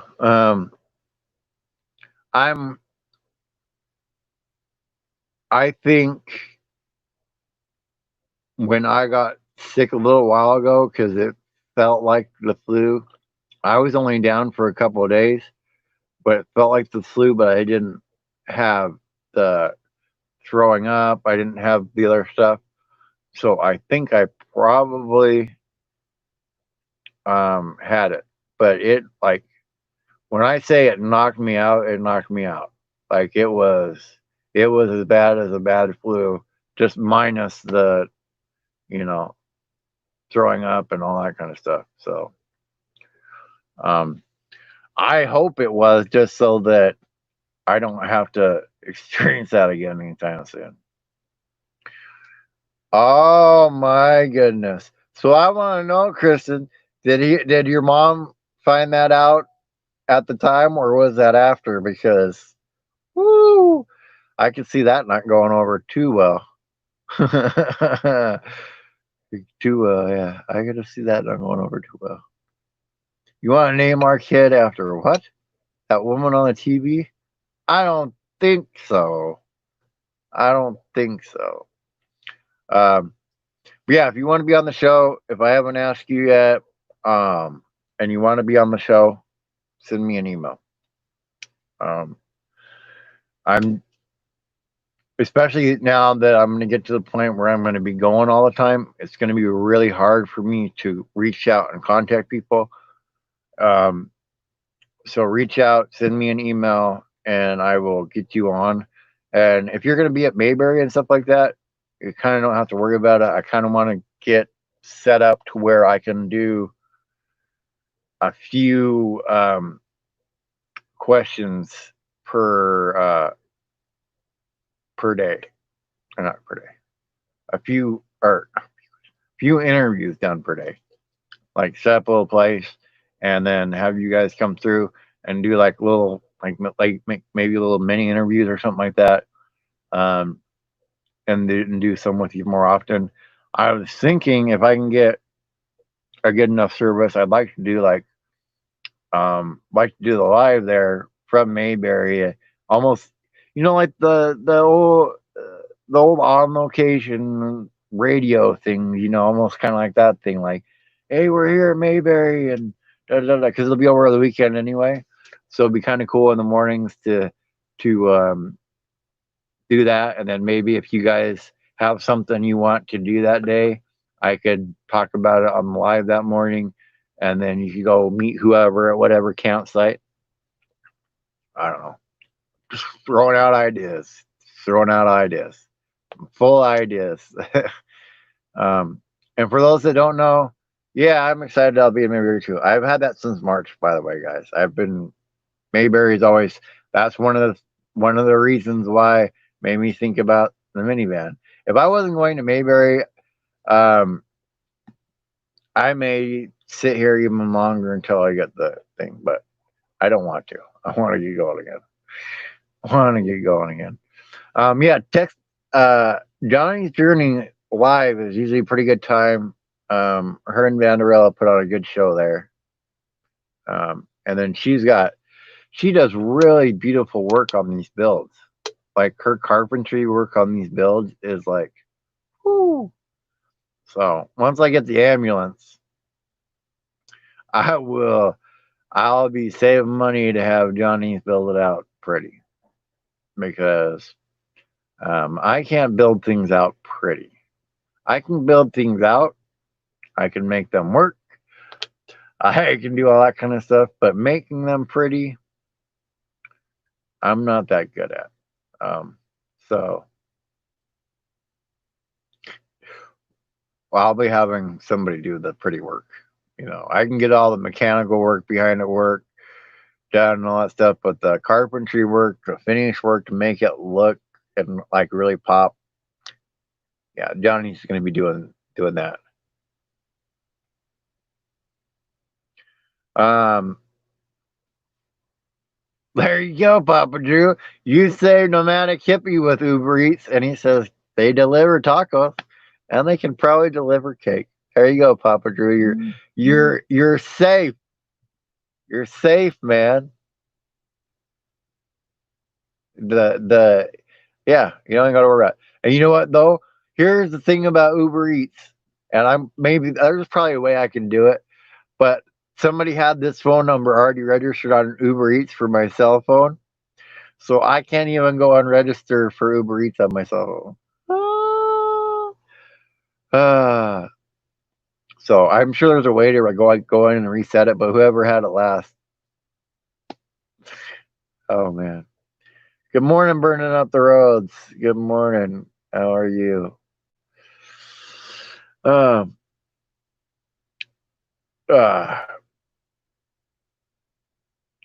and Gary just messaged me. So Gary, if you're tuning in and listening, I'll get back to your message here too. So now I got two messages from two people that I do need to return as soon as we're done here.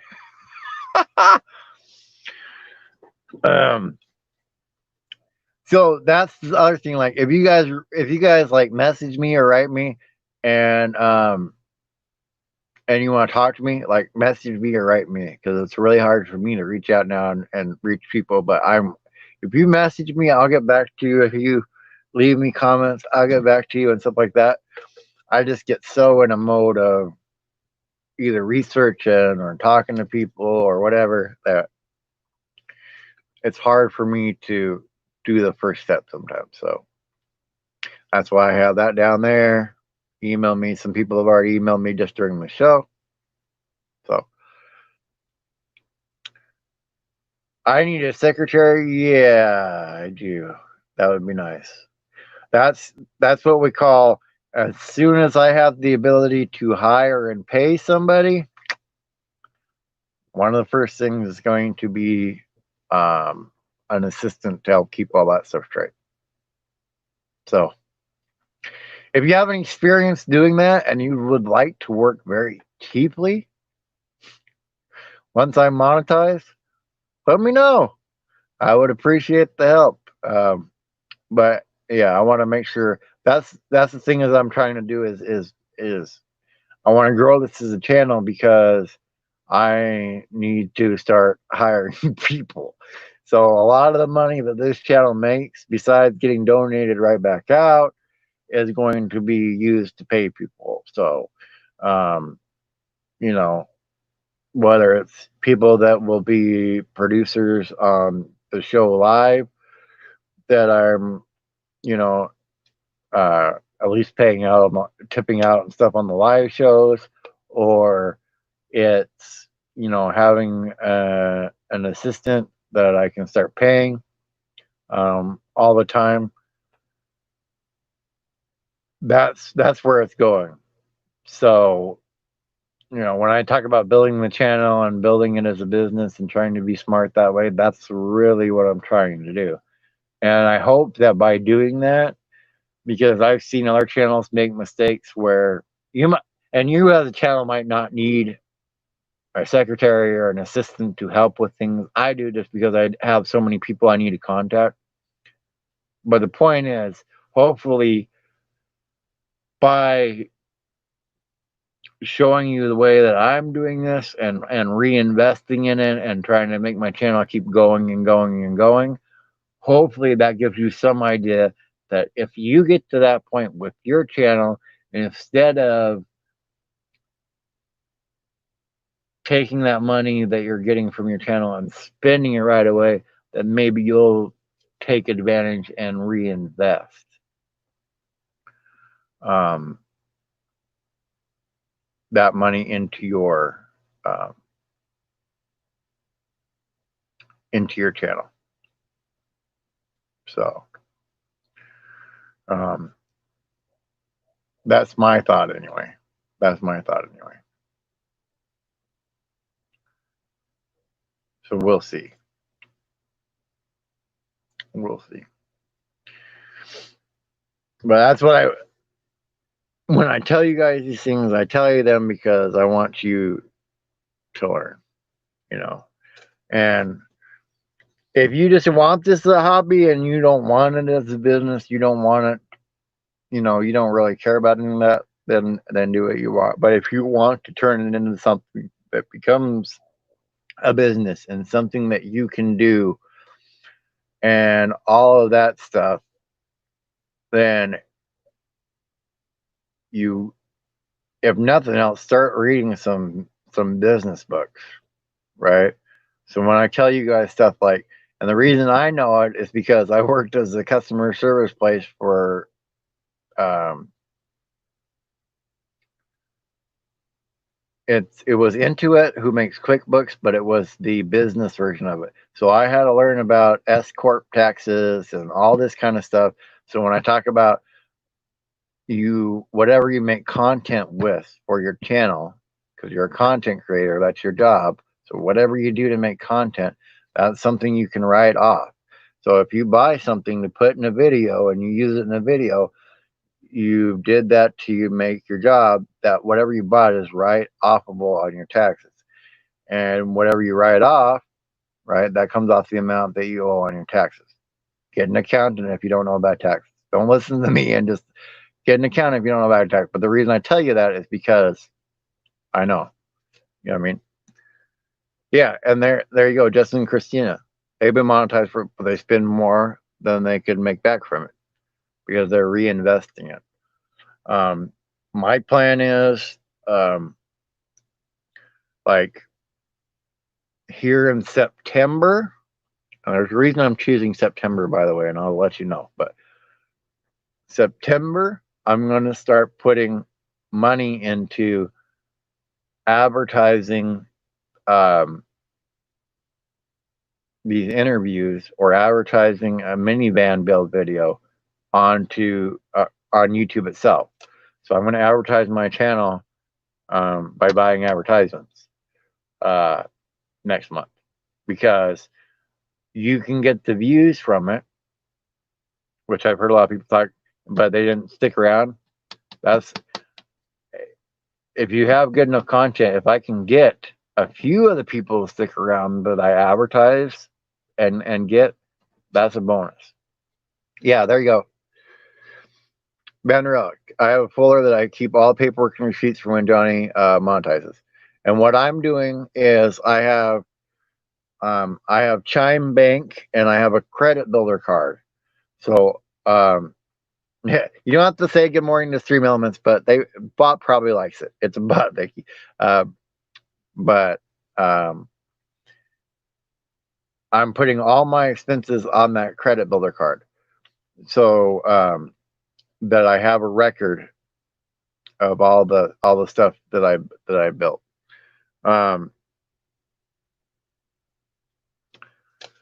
It's not a question of subs. You need to have the minimum to get monetized, but after you're monetized, it all depends on views, on how much you get paid. So you could have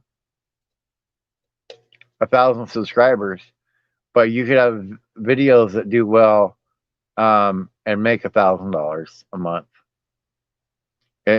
That part doesn't matter. The subscribers just helps to have. It kind of gives you an idea of the audience that you can reach, and you want to keep growing that so that your videos get put in front of more eyeballs. But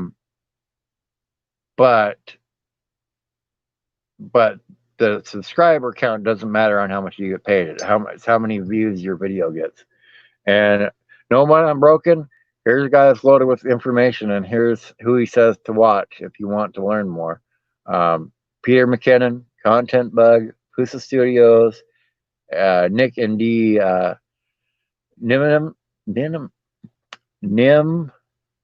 Min. I think that's how you say that. That's how we have to learn. So,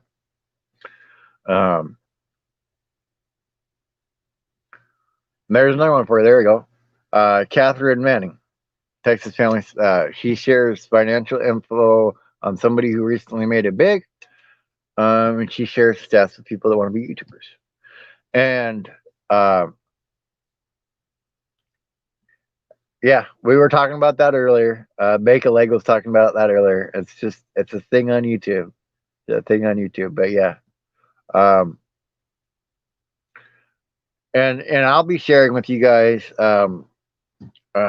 whatever I make from revenue, because once a month I'll be making that donation to the National Suicide Prevention Lifeline. So you guys will have. I mean, I'm going to tell you the amount I donated, and it's going to be 20%. So it's up to you to do the math to figure out how much I made that month. But you can do it. It's 20% of the amount that I make that month is on revenue is going to be donated to the National Suicide Prevention Lifeline. So you guys will know, once a month, you'll know what you'll know what I'm making, and so you'll have an idea coming into it on what you can make. Let's put it that way.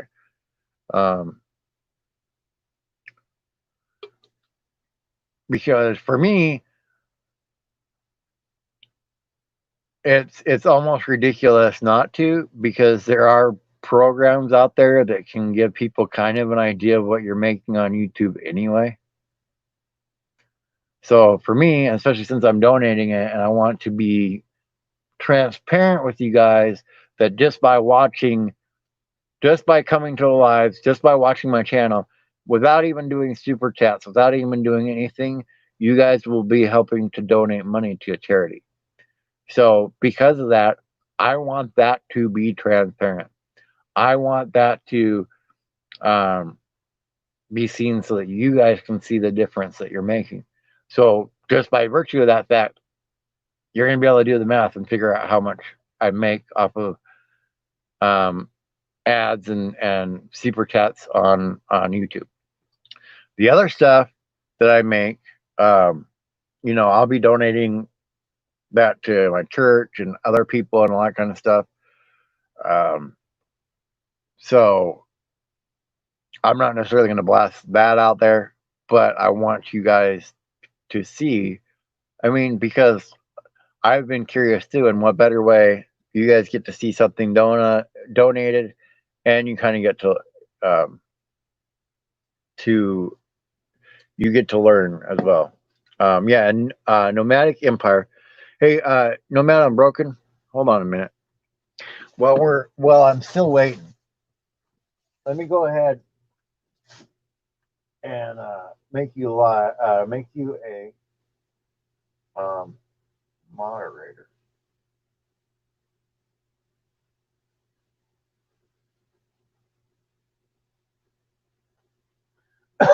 make you a moderator.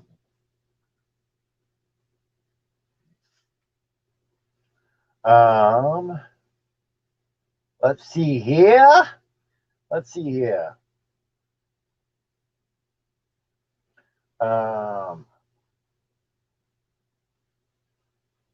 Go in here and add Nomad Unbroken as a moderator for my channel.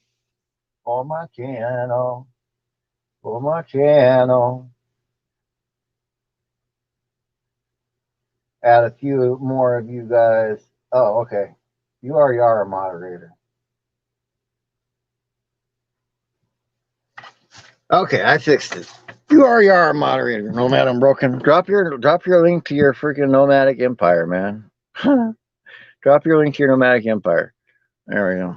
Added a few more of you guys as moderators while I have the chance there. So yeah, I'm gonna play around with that Stream Elements bot, and maybe you can only have one bot. It allows you to have more than one bot at a time, but maybe you can only have one bot active at a time, and maybe it can't have links, and who knows how it works. So I'll play with it a little bit. But yeah, man, like there's a lot of stuff to learn. But I'm enjoying the lives probably more than the videos. Even though it takes just as much time to prepare for me than as to do a video. The one thing I do like about the videos is putting in the music and all that kind of stuff. That's very fun. That's a very fun part. Oh, okay, Angela, we'll see you later. I'm still waiting for Chris to pop in here. Like I said, kind of running for Daydream today. He couldn't make it today. So kind of popping there, and it looks like he's popped in the background. So I'm waiting for him to pop in here. Let me know when you're ready to go, Chris. Are you ready? All right, we'll pop him in here. We'll get going. I gotta put my headphones on. And we got Chris from Roasters Marketplace coming on with us here, guys. Hello. Hey, good morning, Bob. How are you doing today? I'm doing good. Man. Nice to see you. Here. Can you hear me okay? Is everything sounding all right? Yeah, I can hear you just fine. So I saw you on Daydream over there. And if you don't know, this is Chris from roastersmarketplace.com. You can order awesome coffees there. And teas as well, which I got the Unrest coffee Earl Grey there. What made you? Go ahead. I'm trying to pull you up. Sorry. Oh, it's okay. I was going to say, what made you decide to make Roasters Marketplace? Because you work with all those small roasters. Was it just so that you could help other small business people follow what they wanted to do? Mainly so I could just get really good coffee. I mean, that's what it's boiled down to at this point. Right. But no, it's when I've always did social media and marketing since I got out of the military in some aspect, and I kind of fell into specialty coffee almost a year ago, I guess now. I'd always bought whole bean coffee for the last, decade. I guess I'd ground my own beans and made my coffee, but I was really never really seriously into it. And I started kind of venturing in more after being introduced by one of my friends. And it's just a really neat community to be involved with roasters all over the country, home roasters. Where we're doing some new stuff on the website for home roasting. People who actually buy raw green coffee and roast it at home. But it's kind of one of those things I didn't know I loved until I tried it, and then it became a passion, not just something I like to do. Yeah, yeah, and Vanderella, and I gotta say, it's you guys do great too. Impressed by your site, and then your service as well. Yeah. Um, Thank you, thank you. what That's Go ahead. um, what has been the biggest challenge, like getting it off the ground? Oh, definitely capital investment. You know, um, Coffee is the second most traded commodity in the world, Wow. and when you just only thing more traded is oil. So when it comes down to it, there's a lot of money in the game, and there's a lot of different players in the game. And if you don't have a huge marketing budget, it's really hard for people to find you. Mm, If you Google fresh roasted coffee, I'm probably on page 47 of right. that Google search. Well, So those it's AdWords are pretty expensive if you and wanted they to buy are those ones. they are, and if you look into that side of it, if I paid for an AdWord for Google and you clicked on it and you bought one bag of coffee and that was it, that's all you ever Mm, did, it actually cost me more money to get you to buy that bag of coffee than I made off that bag of coffee.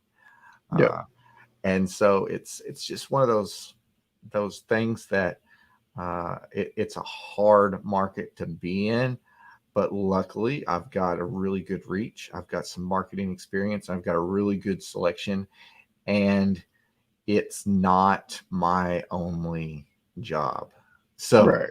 uh, I'm able to let it grow and build it and build it. And maybe 3 years from now, if I keep on putting in the work, it will be the main thing. But I'm Mm. just letting it grow right now. Well, and you said you love it though too, so that makes a big difference. Um, It's tasty. you can, yeah. Well, you can be patient with something you love to let it build, rather than you're doing it because I got to make a buck, and I gotta, you have your other job you're working on, so it's not Yeah, as much pressure to have that take off. yeah, it's definitely not as much pressure, and I think that also kind of comes off in. I want that to come off in the vibe. I don't want to ram roasters marketplace down people's throats. I want to, I'd rather tell the story of the roasters or tell my story when it comes down Mm, to it, and let people make their decision on their own. Like, you sign up for my newsletter, you're not going to get an email every day begging to buy my coffee. right, You might right, get an email once a week saying, hey, this is what's new, this is what's going on. And in fact, I've got a live show tonight with a roaster, and I've got to send an email out today saying, hey, tune into the live show so you can meet Kevin from right, Beansmith Roasting. right. And is that on the Coffee Grounds podcast that you're going to be on? It'll be on the Common Grounds podcast, All and it right. will be live streamed on our Facebook. Most people watch it on our Facebook. I think I got way more people that tune in on Facebook than I do on YouTube.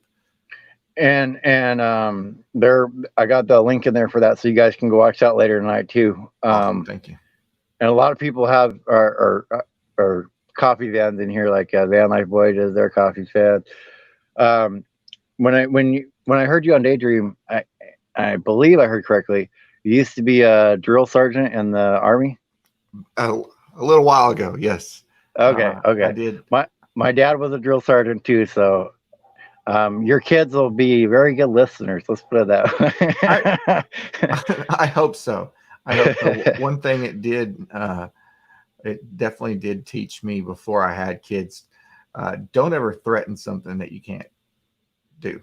Mhm, mhm. So it was definitely a learning experience. I was in the military for almost 14 years, and the last 3 years I was a drill sergeant. The last year of that I spent as basically the platoon sergeant for the platoon of kids. I say kids, but young Well, yeah. adults that were actually getting chaptered out of the military because they got hurt in training. Mhm. And so that last year really introduced me to a different side of the military, and kind of prepared me for getting out because all of my stuff was taken care of when I got out. Yeah. Yeah, that's what happened to me. I got injured in basic at and I went to Fort Benning when I was in there. Um and for me, having a dad as a drill sergeant, and then when I went in there, a lot of the kids were they'd freak out or whatever if they were getting in trouble. And for me, it was hard not to laugh because I had heard a lot of the same stuff from my dad when I got in trouble when I was younger. So I'm like, okay, I know what this is. When were you at Benning? Yeah, yeah. When what years? It was 2002. 2002. Okay, okay, Yeah, that was yeah. My I drill did. sergeant that was there was the platoon uh, leader was in Black Hawk Down.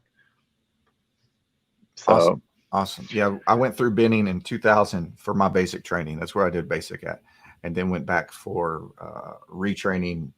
And a few years later, then bounced back through for BNOC and some fun times. So yeah, I was in the first barracks, like right off the freeway there, as you're coming down that road where most of them are. Yeah, I was in like the first one off to the right. So yeah, it was an experience. But um,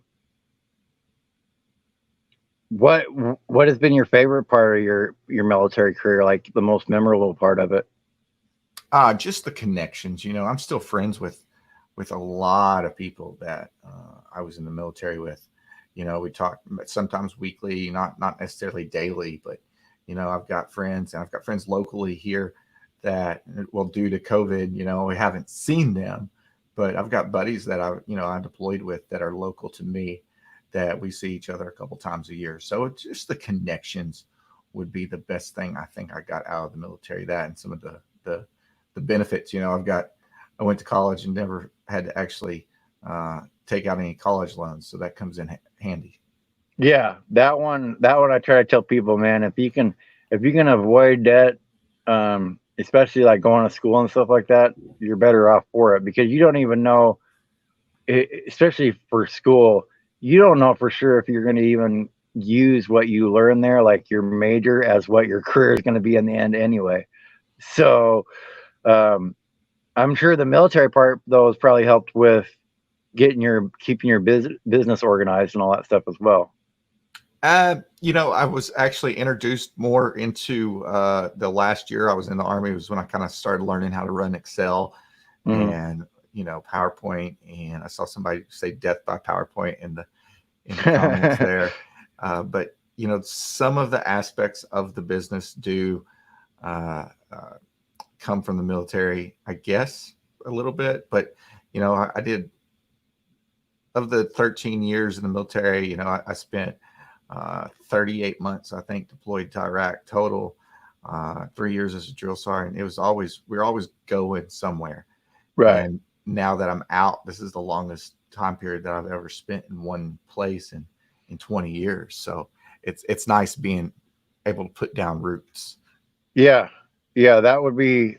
I was talking to Michael yesterday, who's in the Air Force, and he is pretty lucky. He's only had like a few change of duty stations his whole time, and I'm like, man, some people like every 3 years, it's another spot they got to go to. So that's pretty lucky. Um, is there part of you that misses being able to go travel and all that stuff like you used to? No, not really. Not I got enough of that out of my system. I'd like to take a vacation like I used Right. to, you know, but or go do some of the stuff that we used to do back before kids, but I don't think it was anything that we have to do for the military specifically. Yeah. What spurred your decision to start selling the coffee and not just drinking it? Just kind of looking for a niche that I could, you know, it's that whole multiple streams of revenue idea. It's, you know, I saw that there was a kind of a need for this type of market to this type of marketplace for the coffee roasters, because a lot of them, if they're not large scale, they're not being approached by websites that do the same thing as I do. You know, Right. I've got roasters that uh, it might they might only be able to do a 12 ounce. You know, like let me see, let's see. Just one little bag. Yeah, they might only roast this amount of coffee at one time. Right. Or smaller. They might even have a smaller roast. They might have to roast 2 batches to make 1 bag. And a lot of the bigger websites, they want, you know, hundreds of pounds of capacity every week dedicated to them to produce the, you know, to fulfill their need. And so it's either they sell it locally or they sell it on their website without much national attention, and they don't organically grow from that. So I saw an area that I could kind of fit in, use my expertise from online marketing and sales and website building, and kind of help people. Because I'll call a roaster and I'll be like, hey man, you know, this is wrong on your website, or you need to change something on your Instagram to help you get traffic. Because if you come to my website and you leave and you go to one of my roasters' websites and you buy their coffee, then my mission was served. You know, like Right. you went and you found them through me. One of the things that we're fixing to roll out is some discount codes to where if somebody does leave my website and they go to the roaster's website, they can still get a discount on that coffee. Right. It's just a way of tracking where the traffic goes. Yep. And is there is it's still free shipping if you sign up for the newsletter? Yeah, On your right order? now. Yeah. Okay. That's always going on. If you jump on, you sign up for free shipping, or you sign up for the newsletter, you can use that coupon code to get free shipping on your first order. So there you guys go. If you haven't ordered yet and you want to order some coffee from sign up for the newsletter and you get free shipping on your order. Yep. And I don't know if you've received any yet, but I would imagine the fact that you have this website and you have these small roasters that now have a market to sell, you probably helped a few of these people achieve their dream then, even if it's just a small thing, just to be able to say, hey, I'm doing my own thing finally. You know, one of them thought it was so cool because he wasn't selling online. He was only selling at a farmer's market. And as soon as I put his coffee up on the website and I did a little video on it, I think on Instagram, you know, he shared that and he's like, oh, this is so cool. I'm somewhere else now. You know, it made him feel, I guess, more legitimate because his product was being carried somewhere other than just his own store or his own site. So it definitely is cool to be able to help people realize their dreams, or, you know, share an idea. Different things that I'll do when working with a roaster would be, you know, I know something's working for a roaster here in Texas, so I tell a roaster in Florida, hey, check this out. Do this at the farmer's market. You know, instead of selling that cup of coffee for $1 at the farmer's market, just give the coffee away. Just get somebody to drink your coffee, as opposed, you know.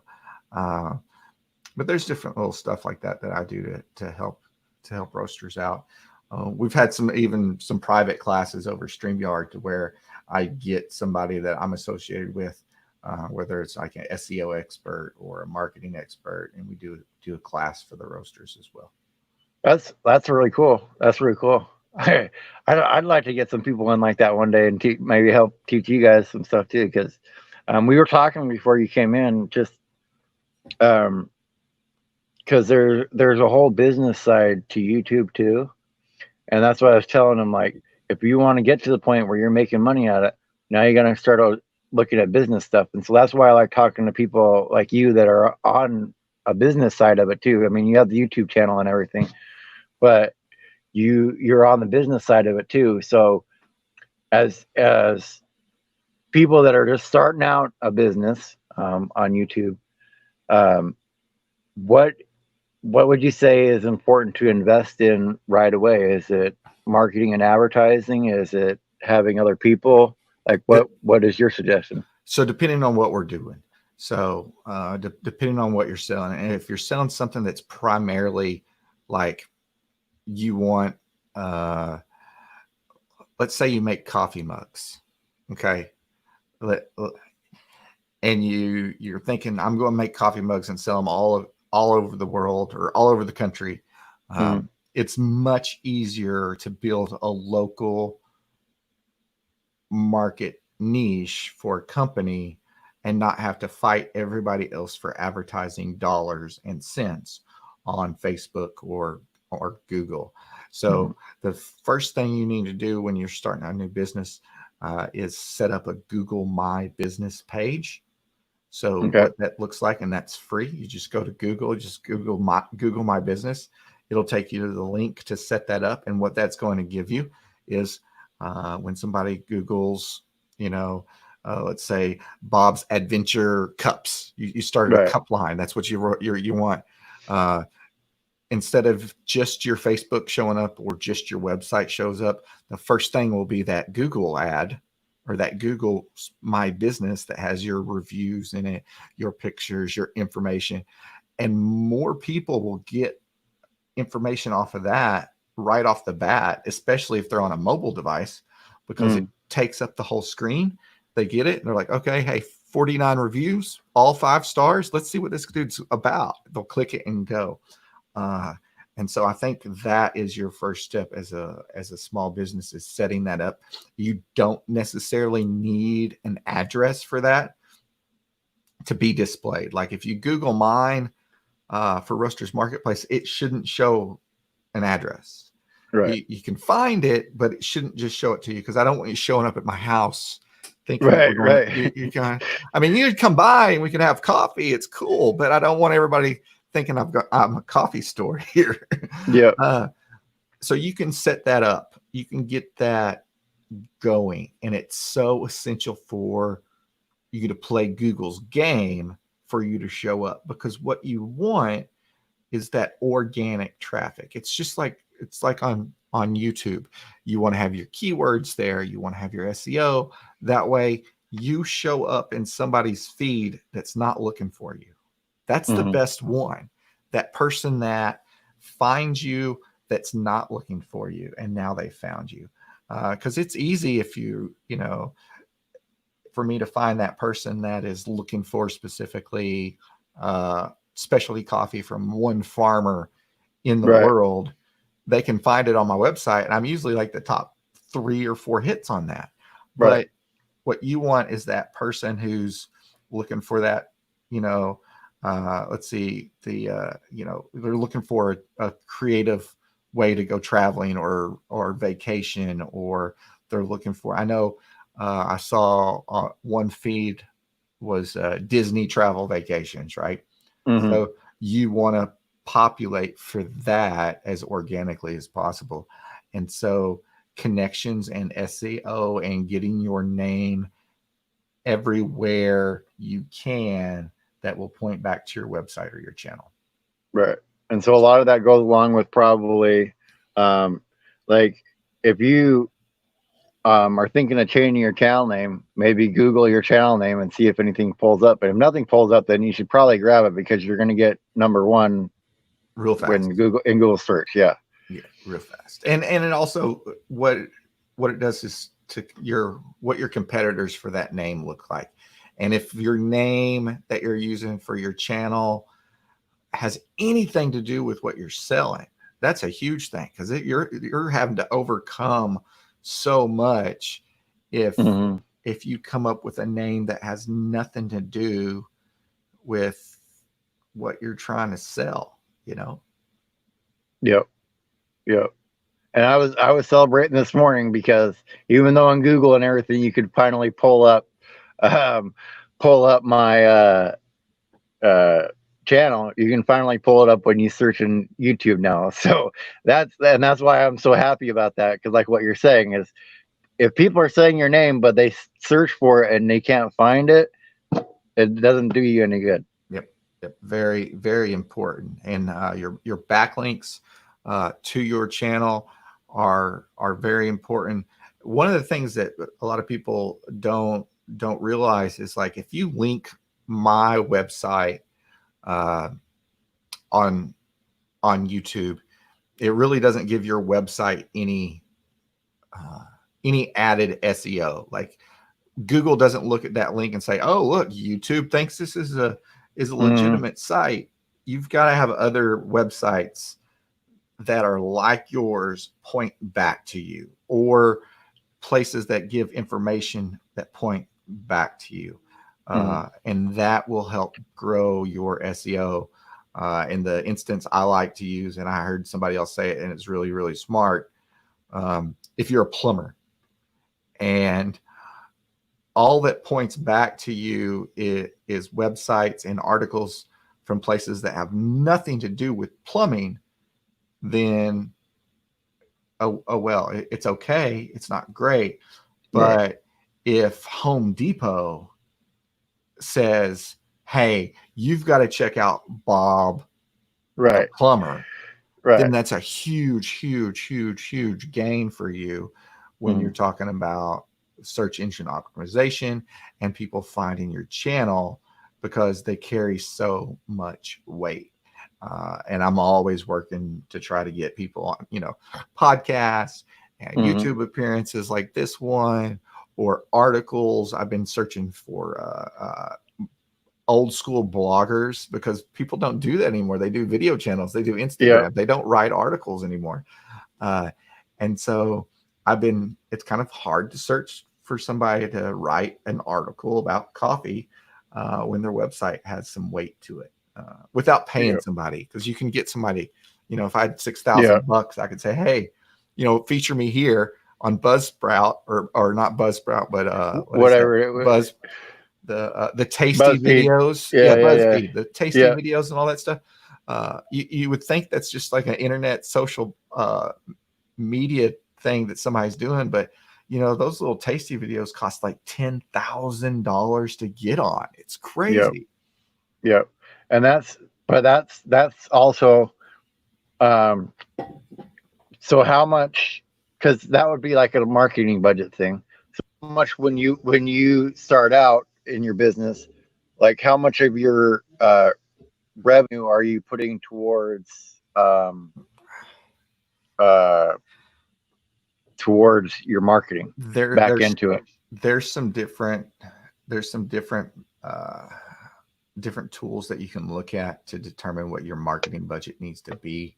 A lot of people, a lot of the experts on it will tell you that you need to spend between 10 and 20% of your revenue that you're making on marketing, depending on what your return on investment is, and what your ad spend is, how much you're spending to get. Like, if it cost me $10 for you to come on my website and buy a bag of coffee, for me to get return on investment on that, you've got to buy, to just pay that off, you've got to buy 10 bags of coffee from me, or Yep. be a uh, be a member for 10 months and say buy a bag of coffee for 5 months. So if I'm spending $10 to get you, I'm spending way too much money, you Right. know. Or if you're selling coffee mugs and you make $6 off that mug, and I've got to buy 2 mugs from you to pay off that investment. Okay, let's see about how to make that investment into your marketing cheaper. Mhm. One of the things I've done now that I'm more places, YouTube, podcasts, different things, I'm now retargeting people on Facebook that have been to my website. So that's my only Facebook ad spend right now is I spend roughly $10 a day to retarget everybody who goes to my website with Facebook ads. So today, if you're watching me on YouTube right here and you go to my Mhm. website, you will see me in your Facebook ad feeds. You might have never saw me before, but now that Facebook says, okay, you went to Chris's website, Right. you might not have bought anything, but here you go. Here's this awesome website. Here's some coffee. And that's a different way of retargeting people, which is one fantastic tool that YouTube has, or not YouTube, but Facebook. So is Facebook probably the easiest option to get started with and has the best ability to like micro target? Uh, yeah, Facebook's pretty good. Facebook's pretty good. So if you're a local business, uh, if you're locally centric to where you provide. So one of my so I have a small marketing agency. I do on the side. I've got a couple customers there. One of my clients is a chiropractor, and she specializes specifically in uh, mothers and children and infants and prenatal chiropractic. So anybody who's pregnant, you know. Mm. So my ad spend for her is targeted specifically at women who are between the ages of 22 and 40 who have kids who make a certain amount of money who live in a 20-mile radius, Hmm. so I'm not showing up on my feed Right. because I don't need that. That's not what I'm looking at, looking for. So Facebook marketing, if used correctly, whether you're an online business or a local business, is extremely powerful for just the targeted demographics that you can use. Okay.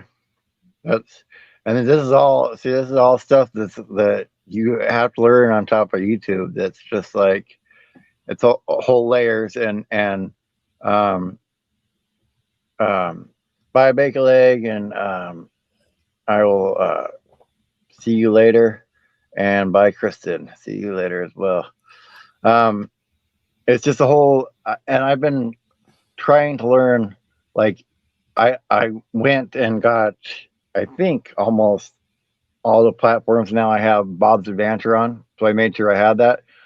But I don't know all the platforms yet, and so what I've been trying to do is trying to really learn one before I go on to another one. Um, have you? Because I know you're on Instagram as well. Like, is there one platform that you've noticed more customer engagement than other ones? I'm better on Facebook. I've had a lot of time. Like I've had years of working on Facebook, and Instagram gives you better on the. This is this is all marketing stuff, but Right. Instagram will give you better quality leads because typically, if somebody leaves Instagram to go to your website, they're really interested. Facebook, not so much because you can get a lot from the feed or you can shop on Facebook. That's one reason why I like the Instagram shopping is they're trying to push that because people on Instagram tend to stay on Instagram. Hmm. Uh, it's it's interesting thing. When you're talking about, I haven't looked into YouTube marketing more on the stuff I've on YouTube is all like how to be found, what keywords to use on tags. You Yep. know, I want to see how many times YouTube is recommending my videos, which is why I now have two channels instead of one. Uh, is so I can do more coffee related stuff, like specifically on my Roasters Marketplace channel, as opposed Yep. to just the podcast stuff on the Common Grounds. And Instagram takes a lot of work to do due to uh, the way you have to kind of find more people. There's Yeah. some different techniques to do it, but they pay off. Uh, Facebook is just easy for me because I've done it for so long. And I've kind of changed some of my approach to Facebook, and Instagram lately. I was posting too much, according to some people. And they're saying if you're posting on Instagram, if you're doing stories, which is what you're supposed to be doing, according to the experts, you should do stories every day. But if you're posting content, if you're posting a picture, there's 2-3 times a week, maybe once a week with a really good image will be plenty. You don't necessarily have to post every day to the feed, but if you're posting stories, you need to continue your stories and you need to tell a story on it. Facebook is kind of the same way. They say, send out really good content and don't send out nothing but ads. I try not to promote nothing but product on Right. my feeds. And they say you want to do more educational stuff on your feed. So you're not getting your sale Right. on Instagram or Facebook. You're selling yourself and not Yep. necessarily the product. Yeah. But off of that, that's when people, will go to the sites. That's when people will check out your stuff and all that kind of stuff. I see What Lori's comment. I'm sorry. I Lori's like says Pinterest. yes.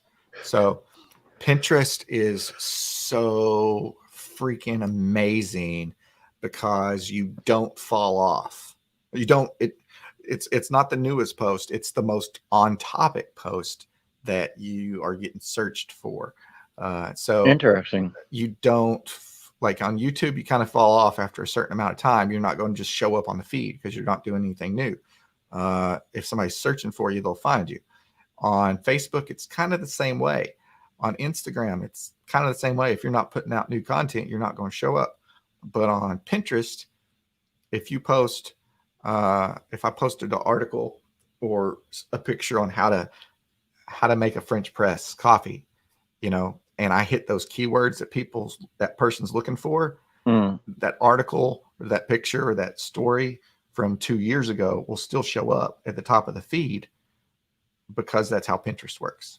So it's more like a regular search engine. It just goes off of whoever has the most hits.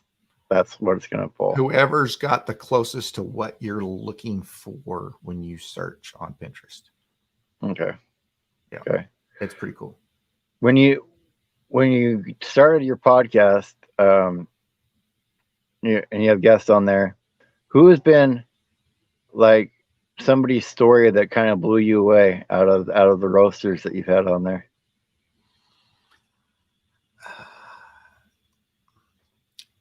My first interview, and I've got to interview her again, was really cool because it was Abigail. She's with Chickabean, and she's American, but she lives in Guatemala, and she runs their social media and like the business aspect of it, and she's their face for interaction with everybody in the States. Her story was pretty cool. Most of the roasters all have, they started as a hobby, or they got into it one way or another, and then it just grew and grew and grew for them. But nobody's story is just like, oh my God, that's so amazing. They're all cool. They're all neat social interactions that happen. Tonight, I'm interested in interviewing Kevin from Bean Smith. He started hobby roasting, and then just kind of out of a whim, he entered a contest, and he won like second place in this contest. And he's in the Pacific Northwest. I think that's what you're up in Oregon, right? In Tacoma, right? Just south of Seattle. Yeah. So there's lots of coffee around here. Lots of coffee. It's hard to break out over here. And he placed like second his first competition. He's like, wow, maybe I'm actually onto something. And he's grown from there. I've got a roaster in Utah who grew up. His mom was from the Dominican Republic, I think, and his dad was from Puerto Rico, when he kind of grew up in both places. And he's just got a really cool story of how, he came to the States and wound up in Utah roasting coffee, That's like the other one that I can think of in Utah, Evan from Black Rifle Coffee Company, and he was because I seen him around for a while, but he was roasting it out over there in Iraq and then brewing it up in like an espresso machine in the back of the Hummer. Yeah, yeah, they've got really good marketing too. They've done a really good job establishing themselves as they're the 800-pound gorilla or 8,000-pound gorilla in the room when it comes to specialty coffee. Yeah, that's probably inspired a lot of people that have come to roasting and working with you as well. I'm seeing that. Is There's there? go ahead. I was going to say, is there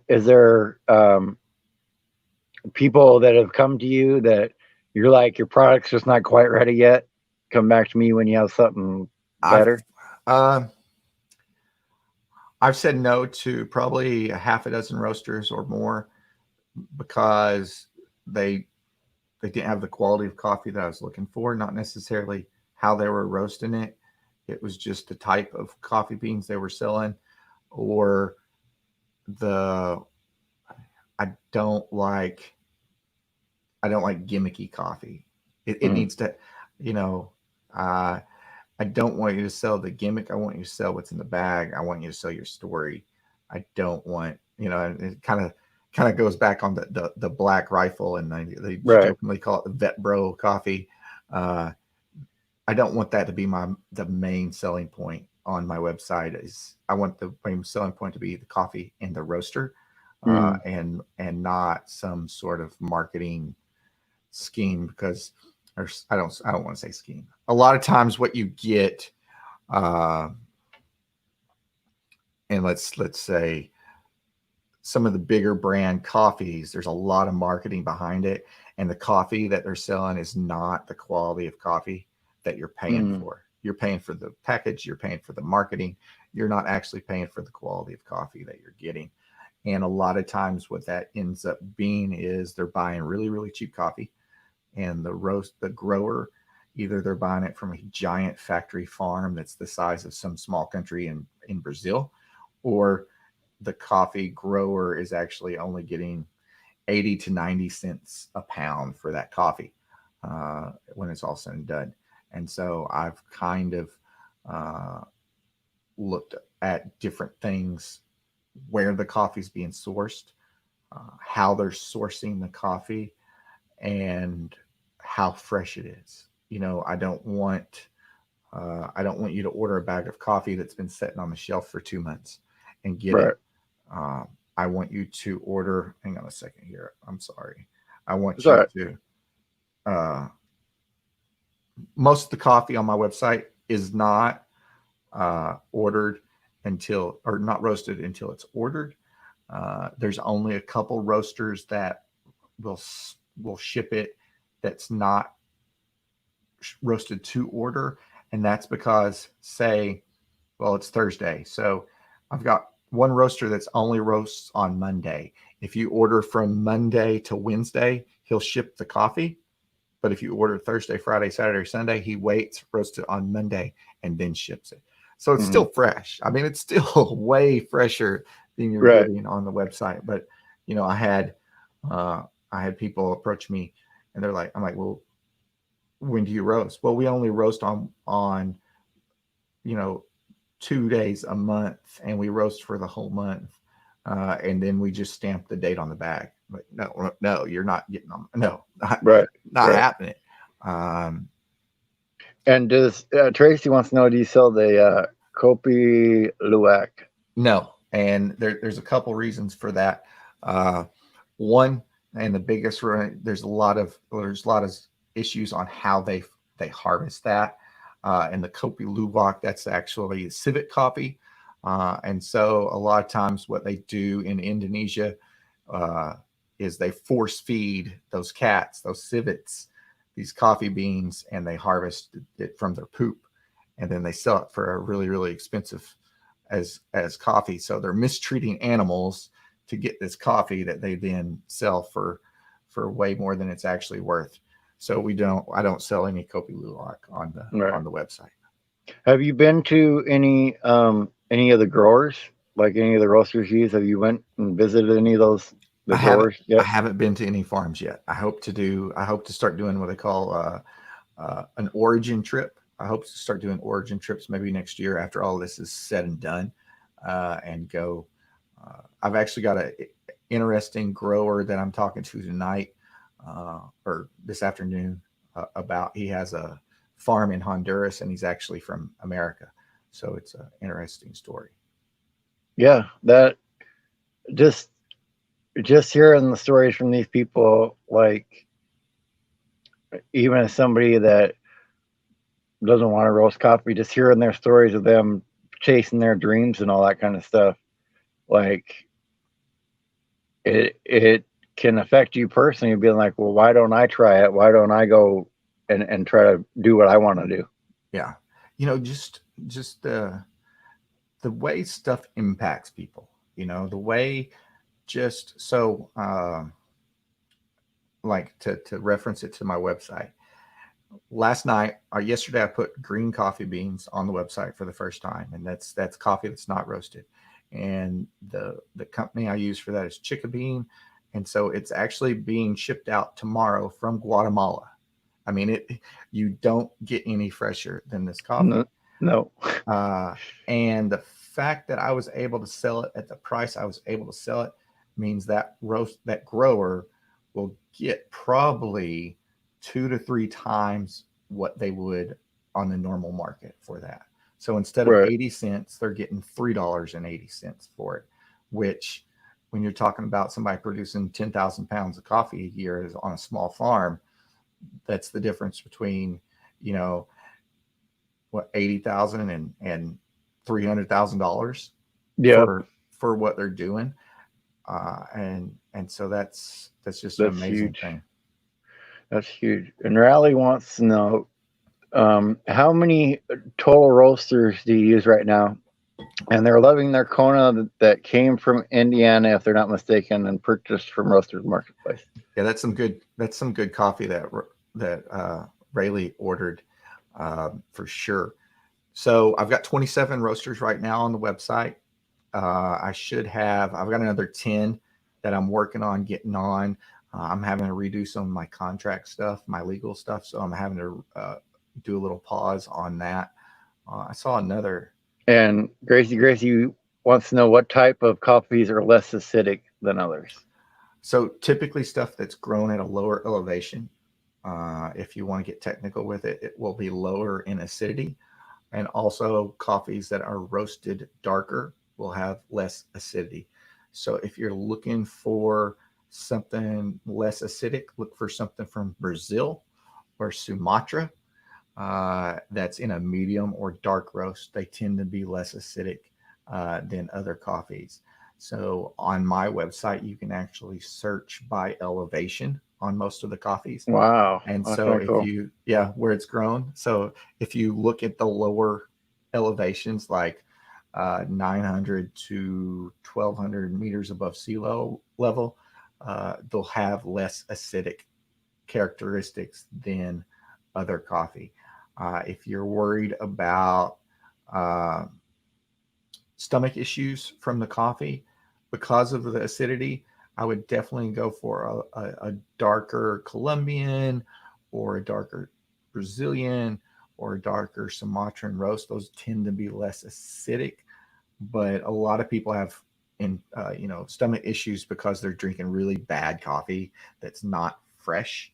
And so just the fact that you order it and then it's roasted and it's really, really good quality coffee will eliminate some of those heartburn or gastrointestinal issues that come from high acidic coffee. Yeah, like how long from the time that it's roasted and ground up, like from your knowledge of the industry, how long does like a can of coffee that you'd go get off the store at a grocery store, how long does that usually been ground up and waiting before a customer buys it? Grocery store coffee, typically, if it's 90 days old, it's fresh.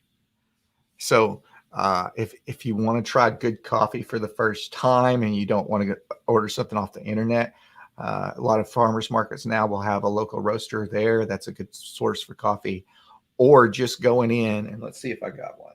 Let's see if I got a bag here with a roasted on date. Yeah. So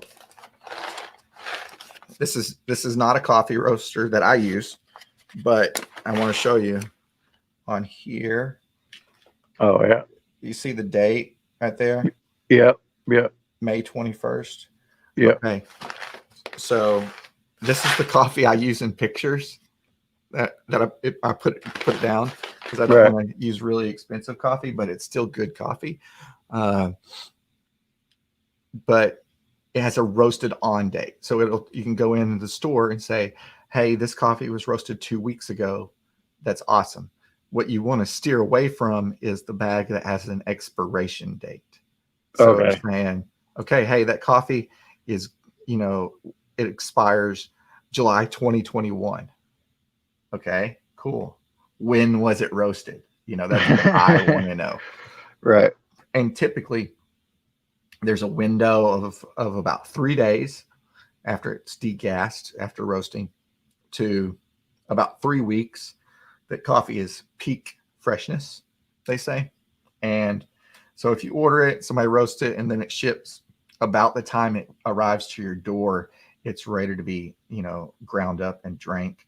I recommend buying whole beans and grinding fresh every time you need it, because you can tell the difference. You can tell the difference.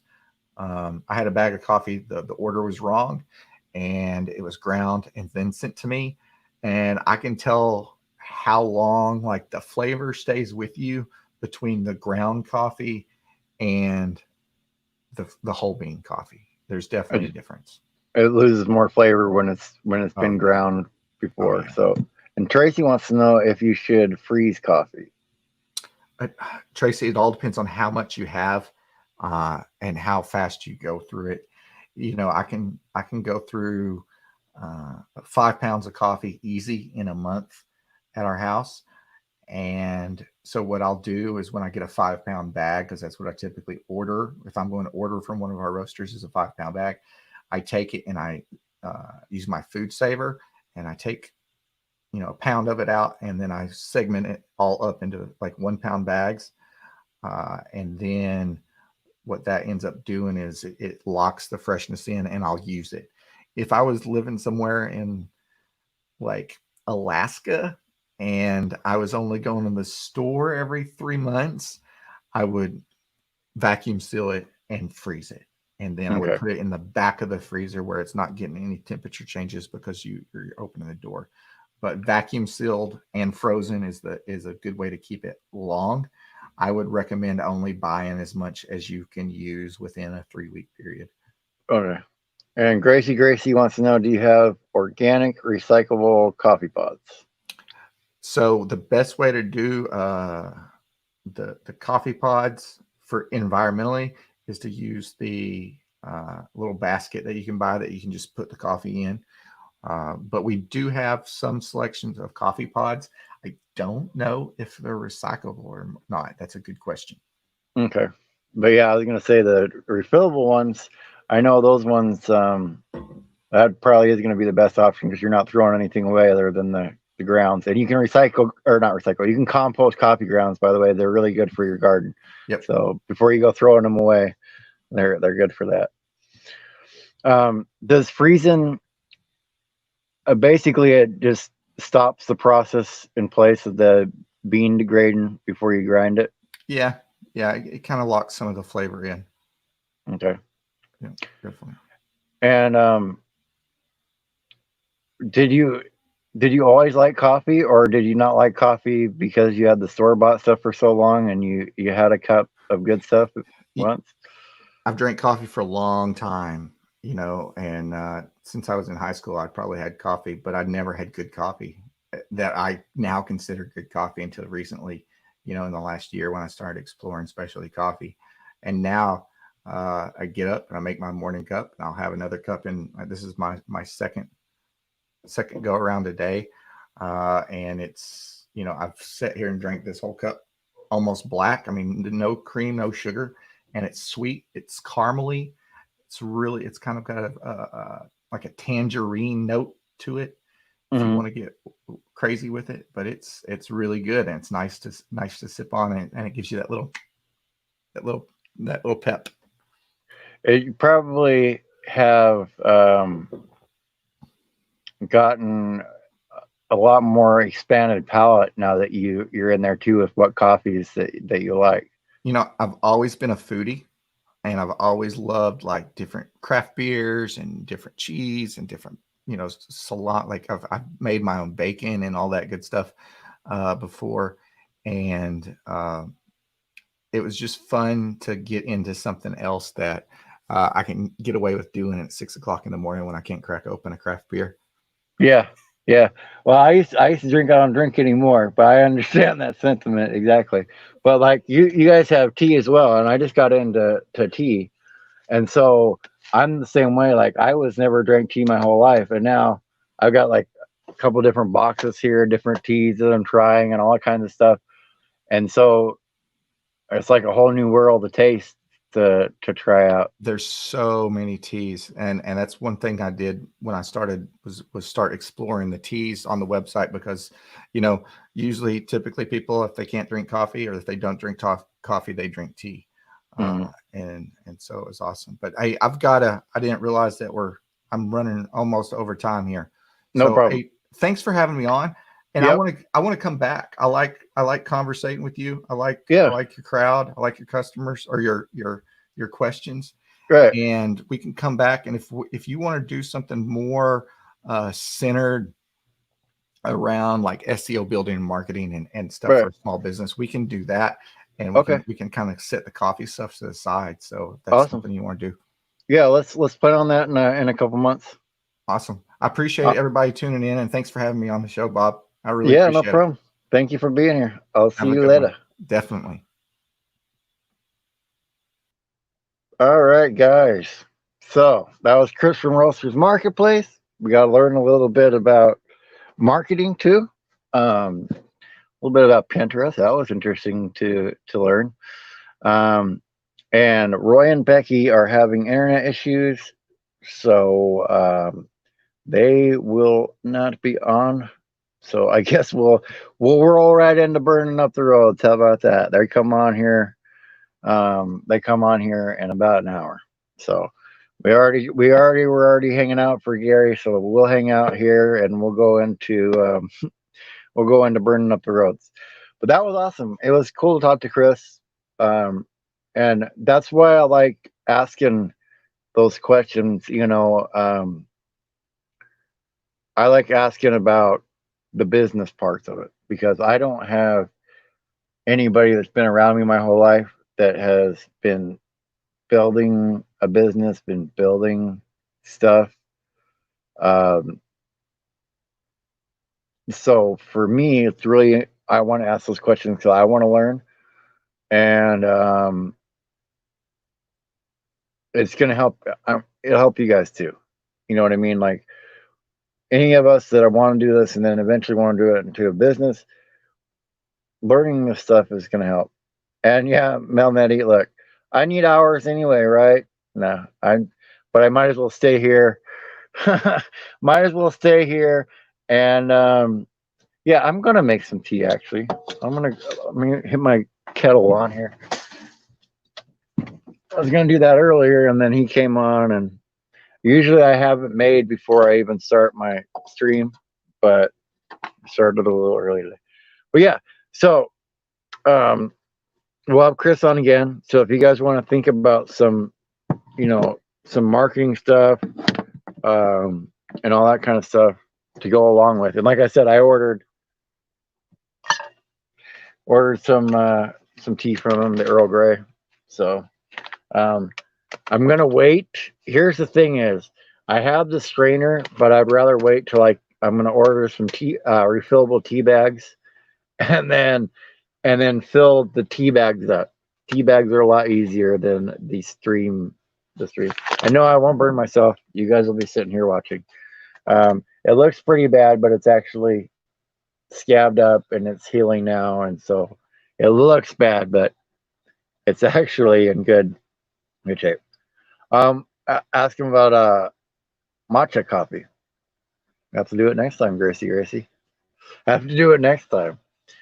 But that's the people that I want us to learn from, because I'm pretty sure. Let me take these off. I don't need these anymore. I'm pretty sure I'm not the only one that needs to learn more about how to do business. Um, they're like, I can figure out the numbers, but what I'm supposed to do, like asking them how much to invest back into marketing, all that kind of stuff, is stuff that um, all that stuff that we can all use. You know, stuff like what he said, 10-20% investing back into marketing. Like I said, I was talking before he came on. I want, and maybe you guys help me come up with, what do you think are some very good interviews up to the point when I start the advertising, that you think I would be good to use as advertisements that would draw people in to listen, right?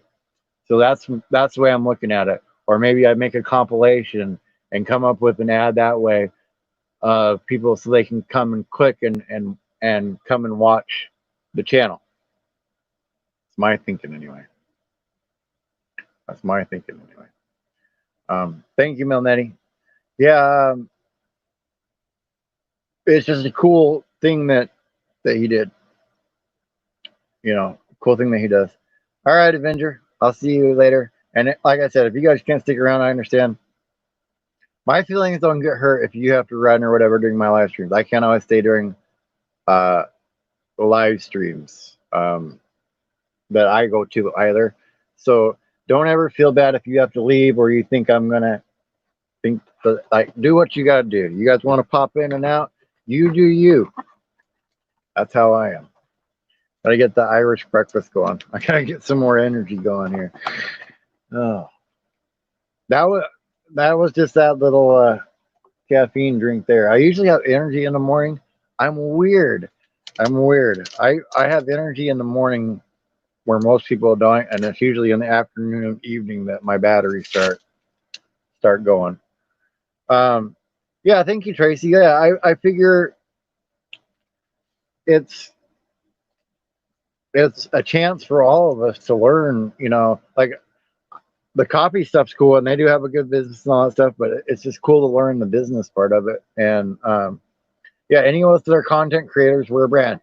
That's what you guys got to realize. Like, you're not like Pepsi, you're not Coke as far as that goes, but you're a product, right? You're selling yourself to have people come and listen, to talk to you, to be entertained by you, whatever the deal is.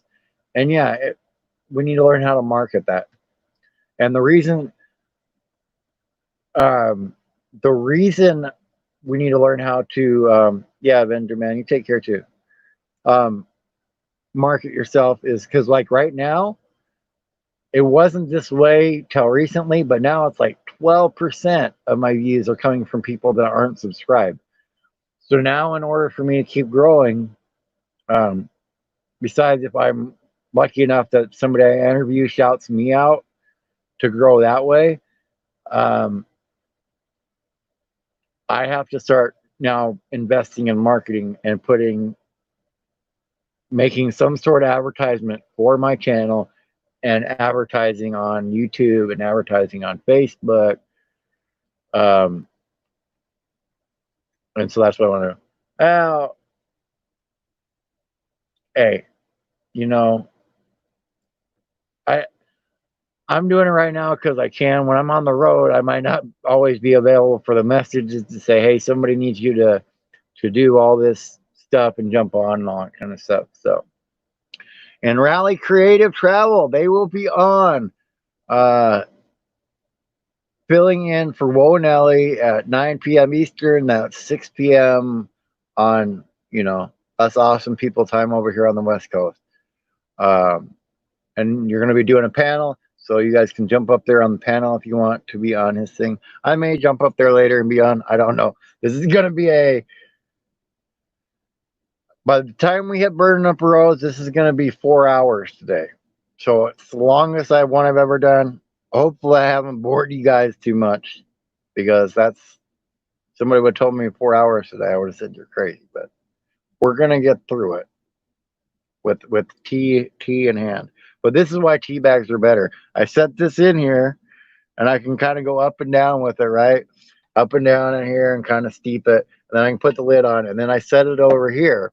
And instead of having to stir with the strainer and then knock it out, because that's what happened. I was stirring it, and something else caught my attention, and I was pulling this out. It wasn't all the way out yet, the strainer. It knocked the cup over, and that's spilt on my arm. It spilt on my legs. So I got a couple little spots on my leg too. But this was the worst one. But it's like I said, it's already healing. You can kind of you see that line right there. That's skin right there underneath it that's already grown. So I'll be fine. What I did use though was honey on it, because I didn't have any other antiseptic close by, Neosporin or anything close by at the moment. So I used honey on it because honey is an antiseptic. It's an antibacterial. They used it for years for burns, uh, for skin grafts and stuff like that. So if you're ever without first aid and you need some antiseptic and antibacterial solution, you can use some honey. Get this a steeping and a brewing. Little kettle was like, this was like $20, I think. It lights up blue. It's kind of pretty. But that's the electric one I have, and then I have the little one in that kit. But what I'm going to be getting, because I thought about this and I remembered from when I was younger, my dad had one. I'm going to get one of those little airport, they call them airport thermoses or whatever, but it's just a pump thermos. So that way in the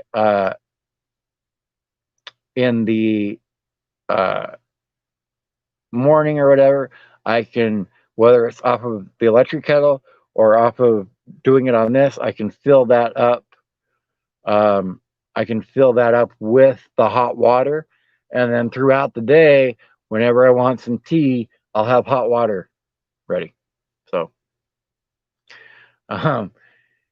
you're the master, we are worthy. I don't know about that, but yeah, it'll be by the time we run in here. Well, it'll be a couple minutes under 4 hours, but by the time we run into burning up the roads, it's gonna be pretty much a 4 hour stream. Yes, I am awake now. By the way, yes, I am awake. I'm ready to roll, and that's what I found like really funny, and I can see where my ADD is a benefit in this kind of environment. Is I'm able to pay attention to there. I'm able to watch. I watch your guys' chat over here, by the way, when your questions come in and stuff like that. And so that's why I try to slip them in, or I'll punch them up later. So I'm able to pay attention to both, which I learned some people you can't do, and that comes from being able to have my focus on different things at the same time, which benefit in this situation. Not so much in the other situations, but in this situation, it's really beneficial. Yeah, I'm really happy to talk to all these people. Like, you guys don't understand. I love having you guys here and all that kind of stuff, but I learn from every interview that I do. I take away something. So sometimes I ask a question because I want to learn how to do things. That's how some of my questions come about. Or I ask people how they felt at certain subscriber numbers, because I'm just curious to how it felt to them compared to how it feels to me. So when you see me ask and formulate questions and stuff like that, it's a lot of times because I want to know myself. So that's one thing you have to, if you want to interview people, if you're going to ask them questions you want to know, because somebody else probably wants to know. A lot of people spend a lot of time trying to figure out the perfect question, and sometimes the best questions that I've had have come based off of somebody's answer they given me to a question that I may have prepared. So that's the fun part of it. Is it's because I have ADD.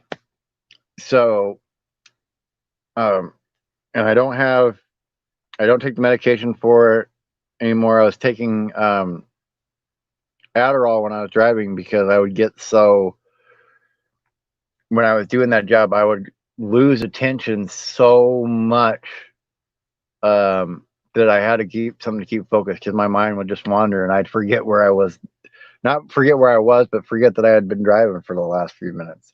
And so my mind's just able to fire multiple things at once.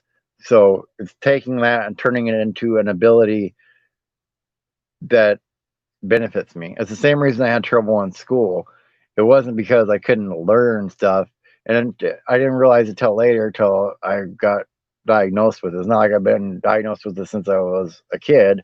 It was just going and talking to therapy and saying, "Hey, this and this goes on." Like, okay, this is what you got going on. And so once I learned that, and I'm not on the medication anymore because I'm able to deal with it and I know what's going on. And having a creative outlet helps a lot. Like my niece, here's a good example. My niece has ADD, and my brother was teaching her, and she's fine if she's learning on her own because she's not going to get bored. Where if you have ADD and you're in a class with a bunch of kids, it's not necessarily that it's distraction. You might be able to learn faster than the other kids, and you get stuff done or whatever else, and now you're just waiting, so you get bored, and that's when all the stuff happens. And that's good to know about vanilla. I did not know about that about vanilla, right, Becky? Um, yeah, learn the hard way. Yes, yeah. Like when I tell you guys things, sometimes it's because I've already done it and screwed up, and I'm telling you that as advice on stuff to avoid.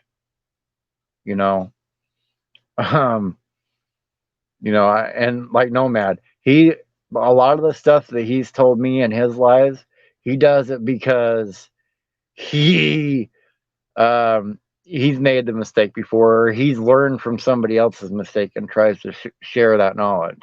You know, yeah. So then, Tracy, like it's a different kind of mind. Like if I'm ever, and that's one of the things I laughed about, like that old comedy, bit where women ask you, well, "What are you thinking?" and the guy says nothing. Like I'm never sitting there thinking nothing. My brain's always thinking of something, but it's not always something that it's not even necessarily bad ideas. They're just like wacky ideas sometimes. Like, why is this green? Why is that, orange? And then my brain likes to figure out those puzzles. And so that's how I work with it is if I can occupy my brain with a puzzle. Why is the stop sign red? Let's find out why. Or stuff like that. Yeah. He took consider for years. Yeah, the medication. Here's the thing: is the medication does help a lot, um,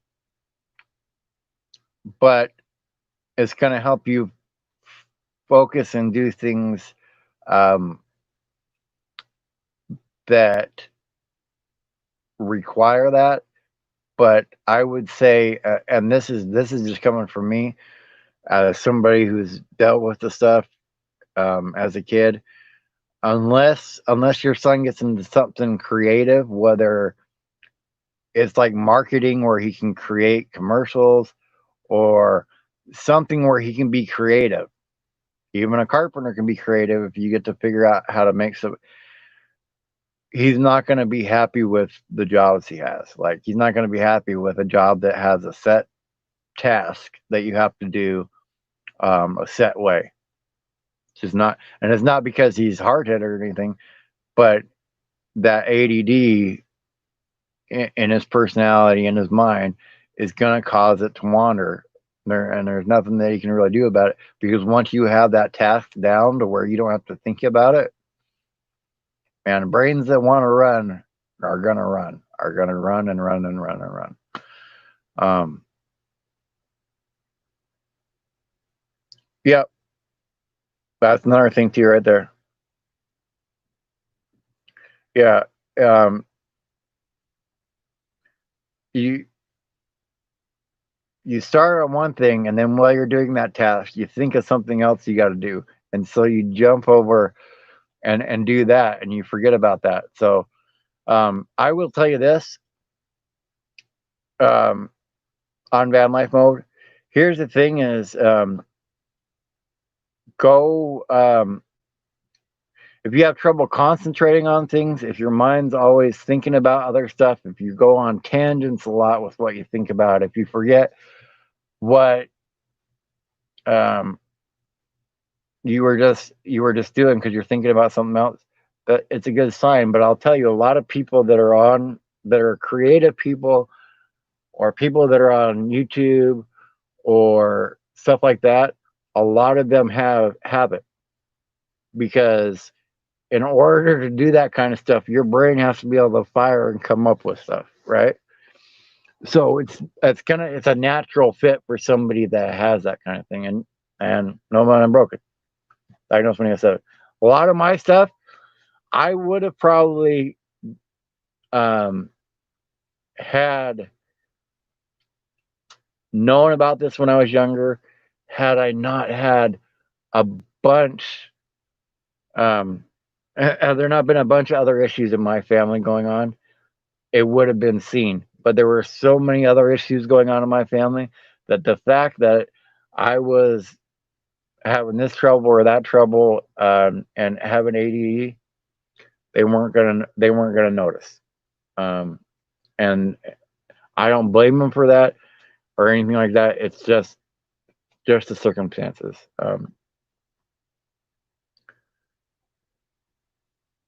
Yeah, there you go.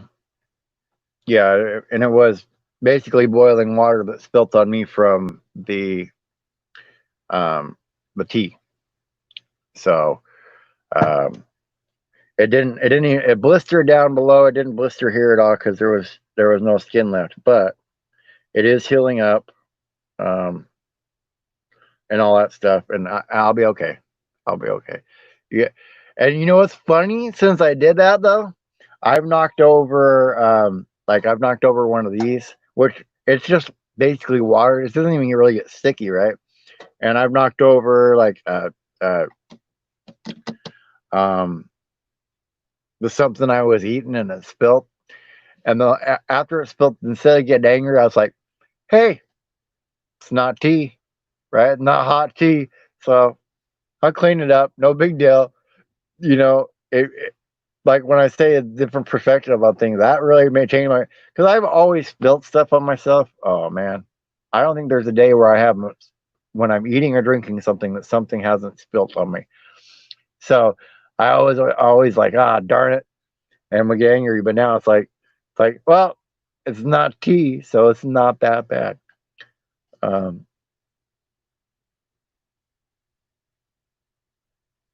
yeah, yeah. And I understand it too. Like I have, um, when I first had what I had happen, and I couldn't walk anymore, and I went to the hospital, and I was there for probably about 4 or 5 days having different tests run on me. And then I did the MRI, and I have, at least when they did it, I probably have a couple more now because I've had some pretty bad migraines since then. But I have 6 lesions on my brain. So a lot of the stuff that I have trouble remembering from when I was a kid is because of those lesions happening. And it's basically taking away those memories. And if you don't know what a lesion is, it's basically sharp, sometimes acoustic or not acoustic, sharp migraines.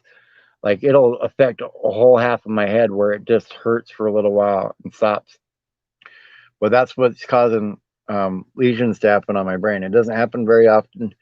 Um, a lot of it occurs and happened when I'm under like stress, and so having all this happen, having you guys be here on YouTube has taken away a lot of stress. But it does happen. But that was one of the things they found with my hereditary spastic parathesis, which is a reason why stuff spills on me, all that kind of stuff, because my muscles can jump sometimes, or I will feel like I'm gripping on something, but I'm not actually gripping on it tight enough, and it can drop out of my hand.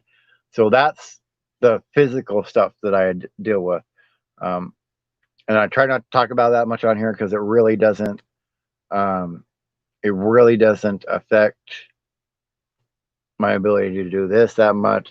It doesn't affect all that other stuff. So,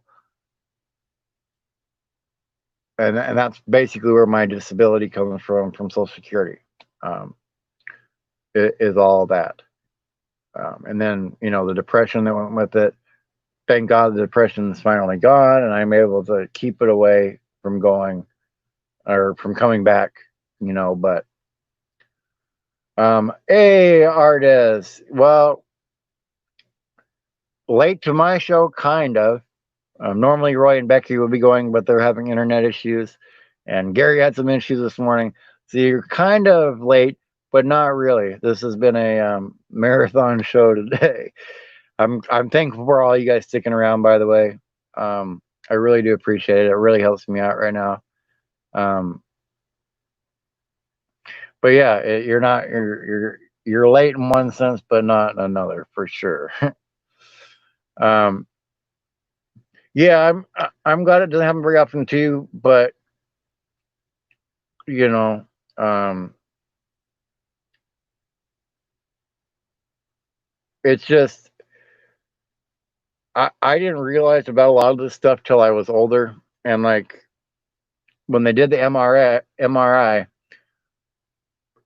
where the brain comes out the back of your skull right here, like mine sticks out lower at the bottom of my skull because it's bigger than my skull. That's part of the reason the issues that I have. But where it comes out at, that little hole in the bottom of your skull, had that been a millimeter smaller, I would have technically had a birth defect called a Chari 1 malformation, which would have really affected me. I didn't know any of this, my whole life, but it made things make sense. And then I didn't get as hard on myself because when I was a little kid, man, I tried to play sports and all that kind of stuff. And it's not because I wasn't putting in the effort or trying.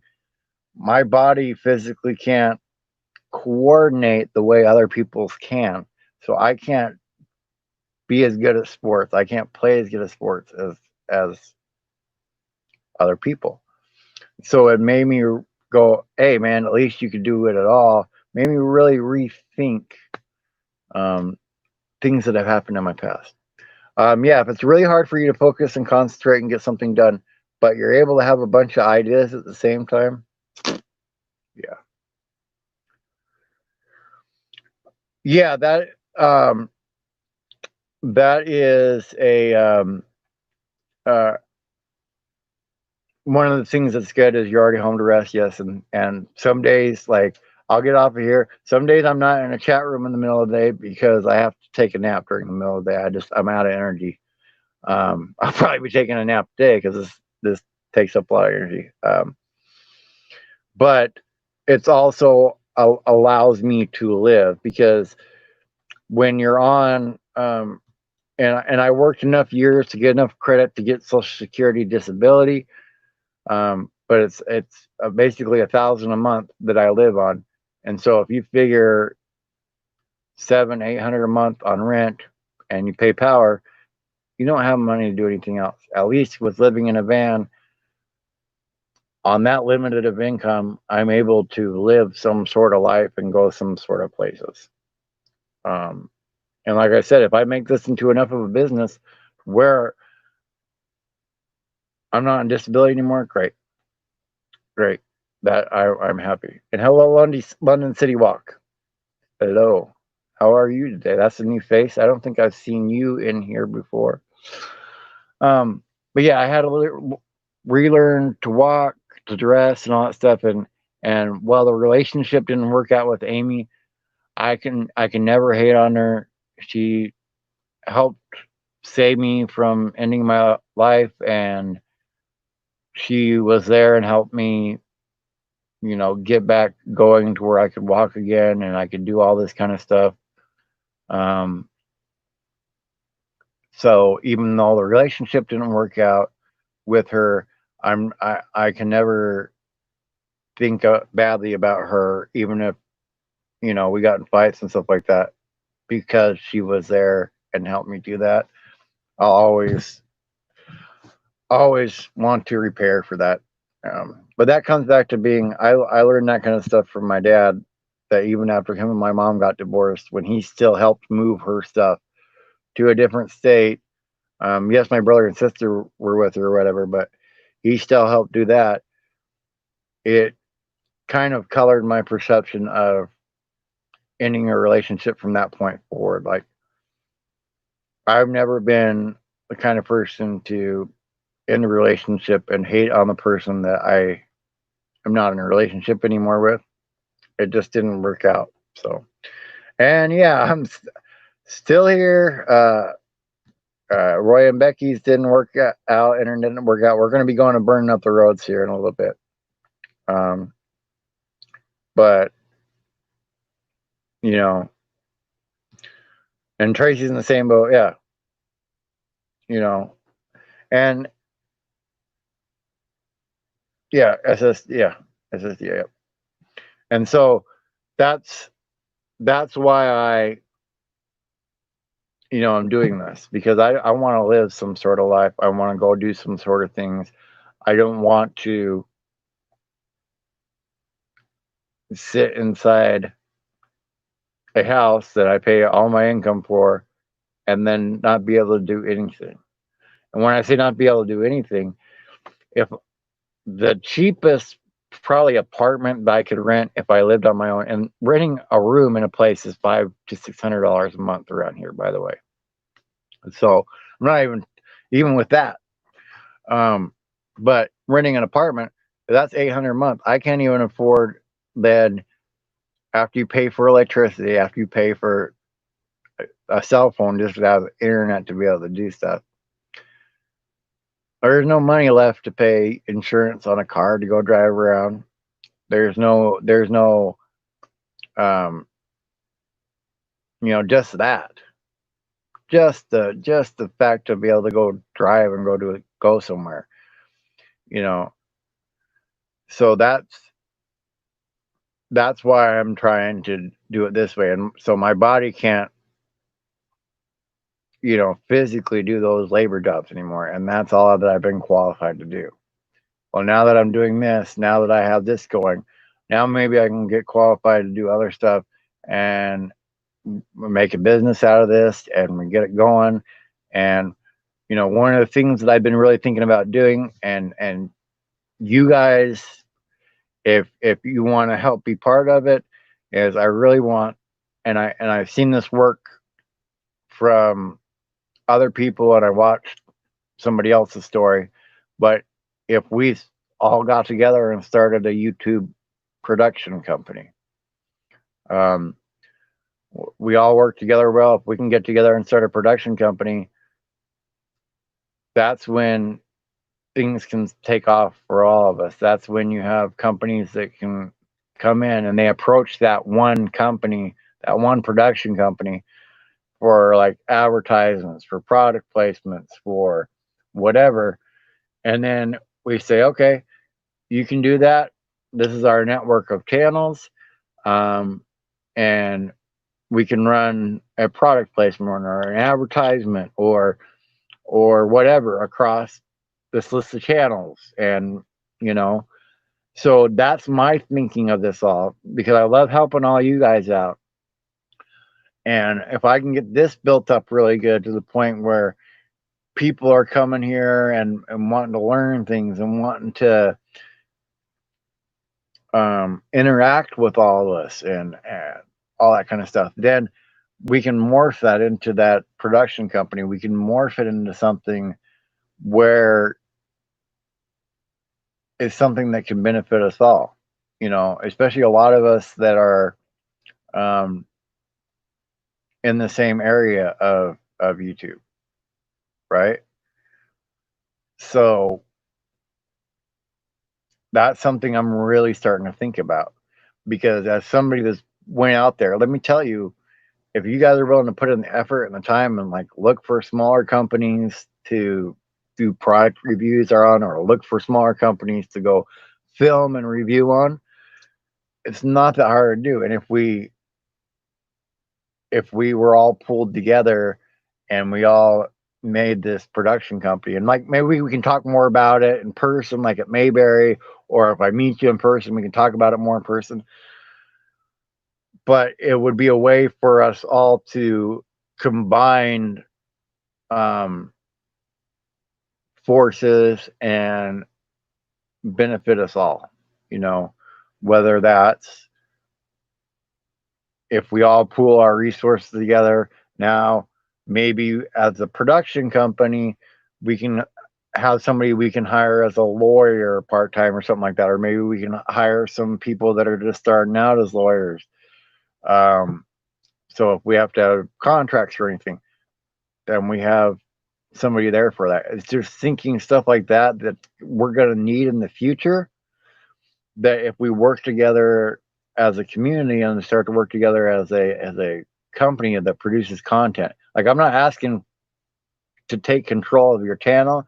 What I'm saying is we just come together as a company um, under a banner, that these are the channels that work under this banner, and they're each their own individual thing. Because I don't know if you guys know this, but if we started a production company, if we started a network, each of your channels can then go into that network channel.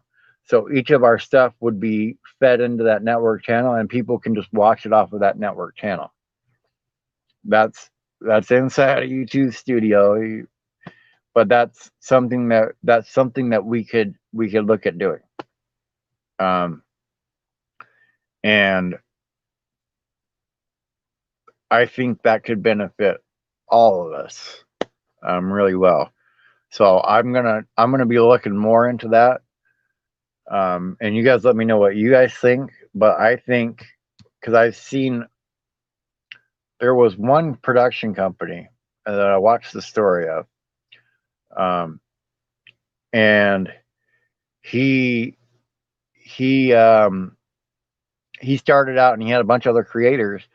Well, like 10 years in, I think it was, he sold that production company to Disney, the YouTube production company. They still produce YouTube stuff. Sold that whole production company to Disney for $500 million. Okay.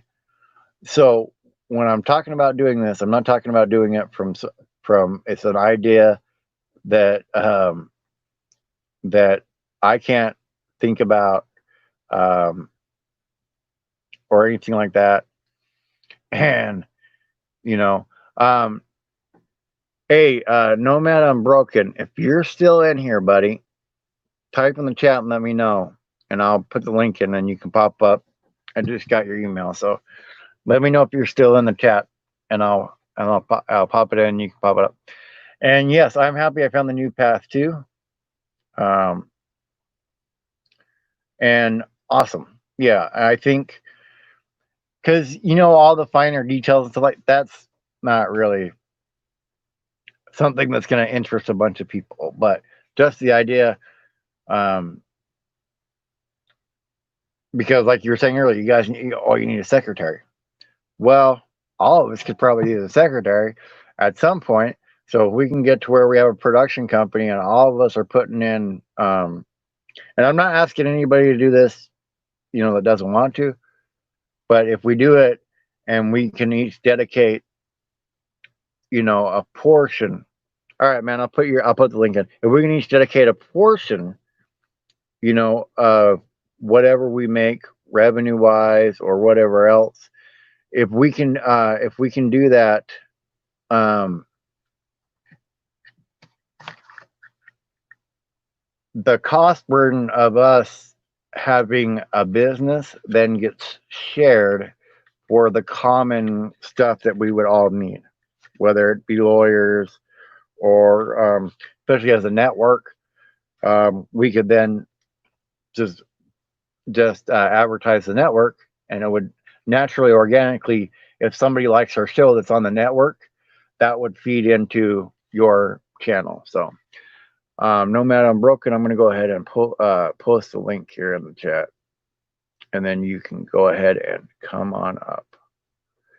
If I disappear for a second, guys, it's because I am pasting that in the chat. It disappears on my screen, so if I disappear on your screen, that's why. If you guys ever seen, when I say van life mode, when my brain just works and comes up with stuff all the time, this is what it does. So it's just awesome to be able to share the ideas with you guys. But it's another tool at our disposal at YouTube that a lot of people don't think about. Hey, man, that's a good wife to have, especially doing this, because then she can come up with your video ideas and write them out. So the link is there, Nomad Unbroken, if you want to click it and pop up.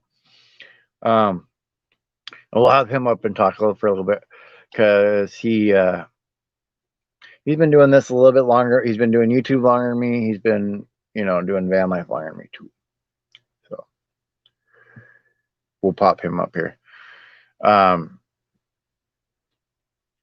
So that's kind of the idea. And then if you have other people around you that maybe they're not creative, maybe they don't want to do on camera stuff, but they're talented in other areas, now we have a way to hire those people that are good people.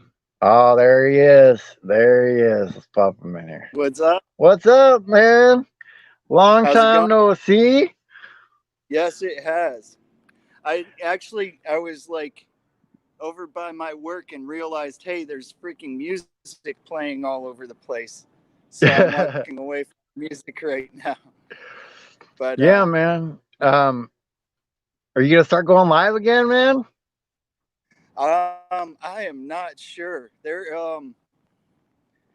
are like because I'm working different times now and stuff like that. I can like early in the morning, but I've been really wanting to like. You're freezing up on me, man. You're freezing up on me. Hopefully you come back.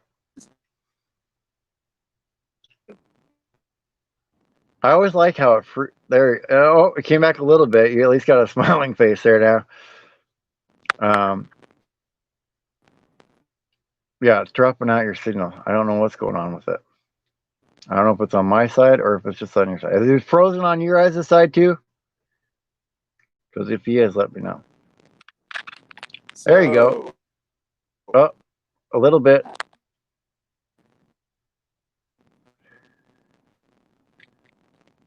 You're coming in a little bit. I can hear you. But the seeing is dropping around. So if you pop back in, we'll keep talking. Yeah, okay, it's this side. Okay.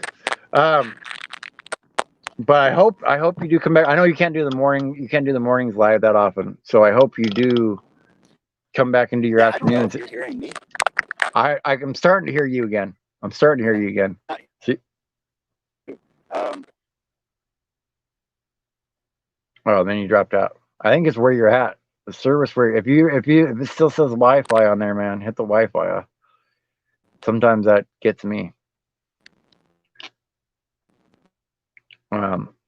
But Nomad Unbroken here. If you guys don't know, go check out his channel. Oh, you're getting there now. You're coming back. Go check out his channel and Nomadic Empire. He's gonna be doing more vlogs.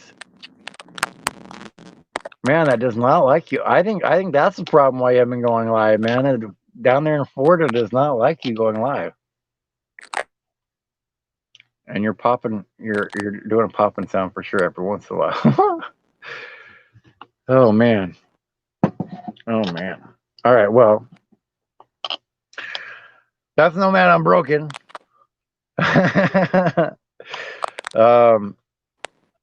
Yeah, you're still popping in and out as far as sound goes, and then your image is frozen. Just so you know on your side, if you can still hear me at least. So I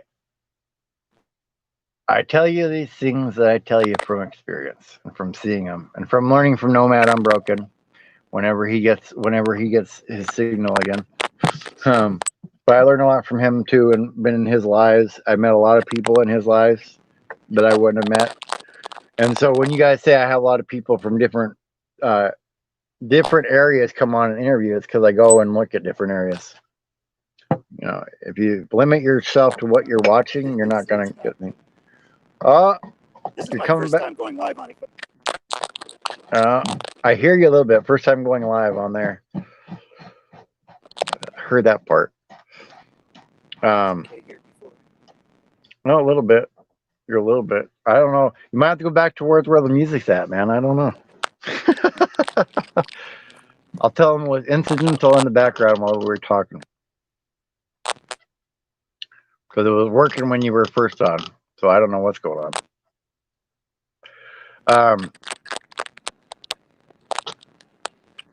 There you go. It's coming back a little bit. AMC Theater we see. We see the AMC Theater. We see that a little bit. But Nomad Unbroken, he used to go live like almost every day in the afternoons. And so I'd go over there and hang out with him and watch him. So I like having a place to come hang out with you guys and having you guys come talk and all that kind of stuff. I love having that. You're going a little bit better now. Or for a second you were. But I'm going to try to have Nomad Unbroken on for a whole hour here. When he gets better service to kind of talk and all that kind of stuff. But yeah, man, this has been a wild ride. And I think I first ran into Nomad Unbroken when I was like at 200 and some, maybe 300 and some, when I first started going into his channel. So he's watched me pop off, and if you watched Chrome on Vamily Van Life at all, he watched him grow to, you know, where he's at now. Oh, now he popped off.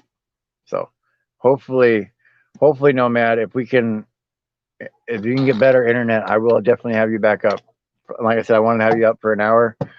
I just hadn't gotten there to scheduling yet, and I plan on going down to Florida anyway. So a lot of you people, like if I haven't necessarily reached out to ask you to be on yet, I'm going to be traveling around the country too. And so I kind of want to do in-person interviews as well at some point, like I had done in the past. So it's kind of that as well. It's kind of wanting to talk to you guys in person, to get to know you guys there in person, and then do the interview as well. Yeah, he's frozen. Yeah. And on Van Life mode, like I said, I'm glad you guys are here, and then I found you guys, and you guys are sticking around, because it'll happen for you guys too. Just keep working on your stuff, keep putting it out, get to know people, becoming friends with people, and you know, part of the way you grow is getting your name out there with other YouTubers as well. That's part of how it works. So getting to know other YouTubers, becoming friends with other YouTubers, even if you're never on their channel, is beneficial just for the fact of you can learn things. You can you have somebody there that can commiserate with you about when you have problems with the sub counts jumping up and down, or when you um, want to know how to do something. Like let's say you see how a channel does a title, or you see how a channel does things. Well, if you're friends with them, you can kind of ask how they do things, right? And Johnny's Journey, hey man, get back to it. Can't wait to see the build you come up with. And Triple and Tracy, yeah, I love Chrome videos, yeah. And so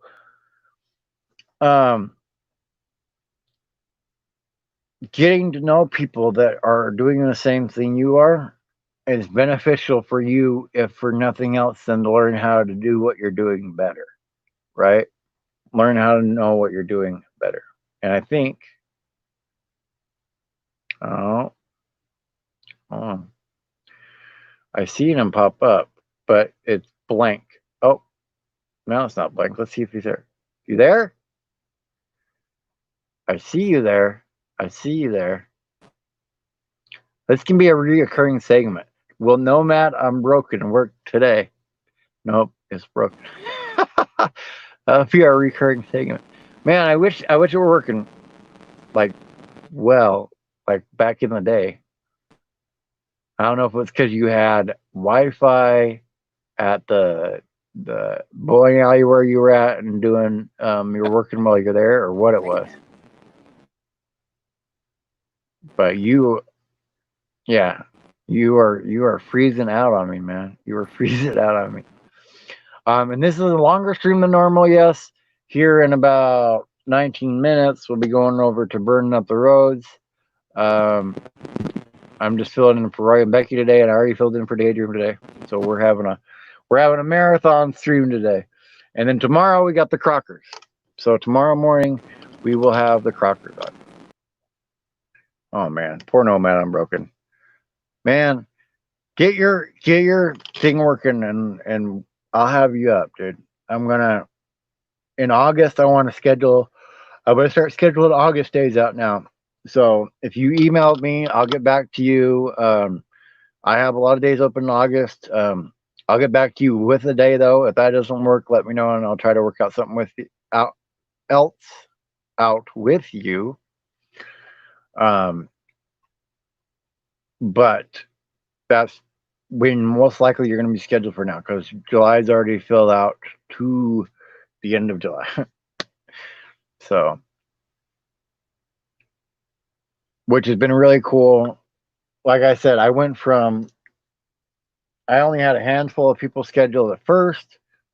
Then I got a bunch more people scheduled. And now it's building on its own steam now. And that's part of the reason I also put that down there now. Enough of you have seen how I do my interviews. Enough of you know how I do them, that it's not ever going to be an attack on you. It's not going to be questions that you don't know. It's questions, if you don't have an opinion on a question I ask you, well, that's you. But nice. And we were, I think we were in Van Life Live, and Gina says that she thought it would have been canceled, but I didn't think so. So awesome. That's awesome to hear. And yeah.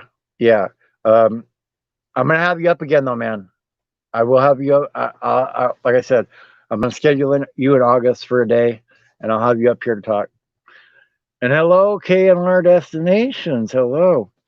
You're here for the last few minutes of the marathon 4-hour live stream today, because I am filling in for Daydream About Nice Things and Roy and Becky's Travels, along with my show that I did. We had Chris from Roasters Marketplace on earlier today. So if you missed that at the around 2-hour and 50-minute mark, is when, not 2 hours, 50 minutes. No. 1 hour and 50 minutes in is about where the interview with Chris from Roasters Marketplace started. We talked about like some marketing stuff and some small business stuff, because as creators, some of us that are starting to go into it being a not just a hobby but a business part of it, I like to ask questions of business people about business stuff so that we can all be a little more successful out of the gate. So we talked about that, and K&R Destinations we talked about a little bit ago, and let me know if you're interested. I would like us all to get together and start a production company here on YouTube. We can start a network channel, which all of our stuff would go into that network channel. We can start a network here on YouTube. We basically kind of already have, but that network then, kind of like how the hashtag that I had going, the Traveling Family 365, it's kind of like that, except for we would have control over who gets their channel in that network. Then that network channel, along with the production company, can then go and approach advertisers, or we can pool our money together and we can hire a marketing company for our network to promote it.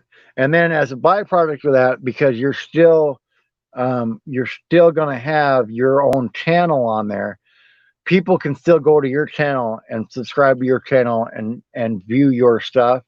And I believe, if you look like at All Things Comedy, that's a network, but they have different channels that have shows on there, like Arista Fury, and I believe Hot Ones, the Sean Evans Show, Hot Ones is on All Things Comedy Network. So you have a main network channel that is comprised of all of our channels. So kind of like Share the Air Now is, right? That will be our main network channel. And then people, if they like your stuff, can then go from that network channel to your individual channel and just follow that stuff. And we can probably make it so that it would only be certain things that are added to that network. So it wouldn't be every single thing you upload or anything like that, but you would have certain, like whether it's your live stream show, like mine would probably be when I have interviews. That's what I want to go on the network. And then the other videos are just for, my channel. But that's something that we were talking about before you came in, K&R. So I kind of wanted you to know what we had talked about. And I'm gonna talk about that more at Mayberry, which I know you won't be at, but maybe I'll record down with everybody that's there. Maybe I'll record the meeting that we all have or something like that, and then share it with everybody. And then if we all want to form the network, then that's what we'll do, right? Let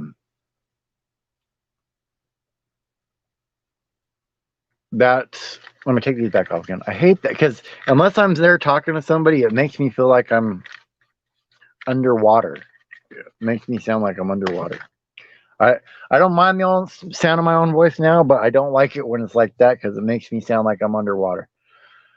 Unless I'm talking to somebody, it's kind of annoying. But that's the plan, is to build a network channel. I think for all of us, especially that want to take it seriously as a business, that would alleviate the business side for a lot of us, and we could concentrate on the creative side, because then we could all pool together and hire somebody. Maybe we only hire somebody to answer emails. Maybe we can only do it one day a week. We can afford, between all of us, we can afford 8 hours of somebody answering emails one day a week, right? No,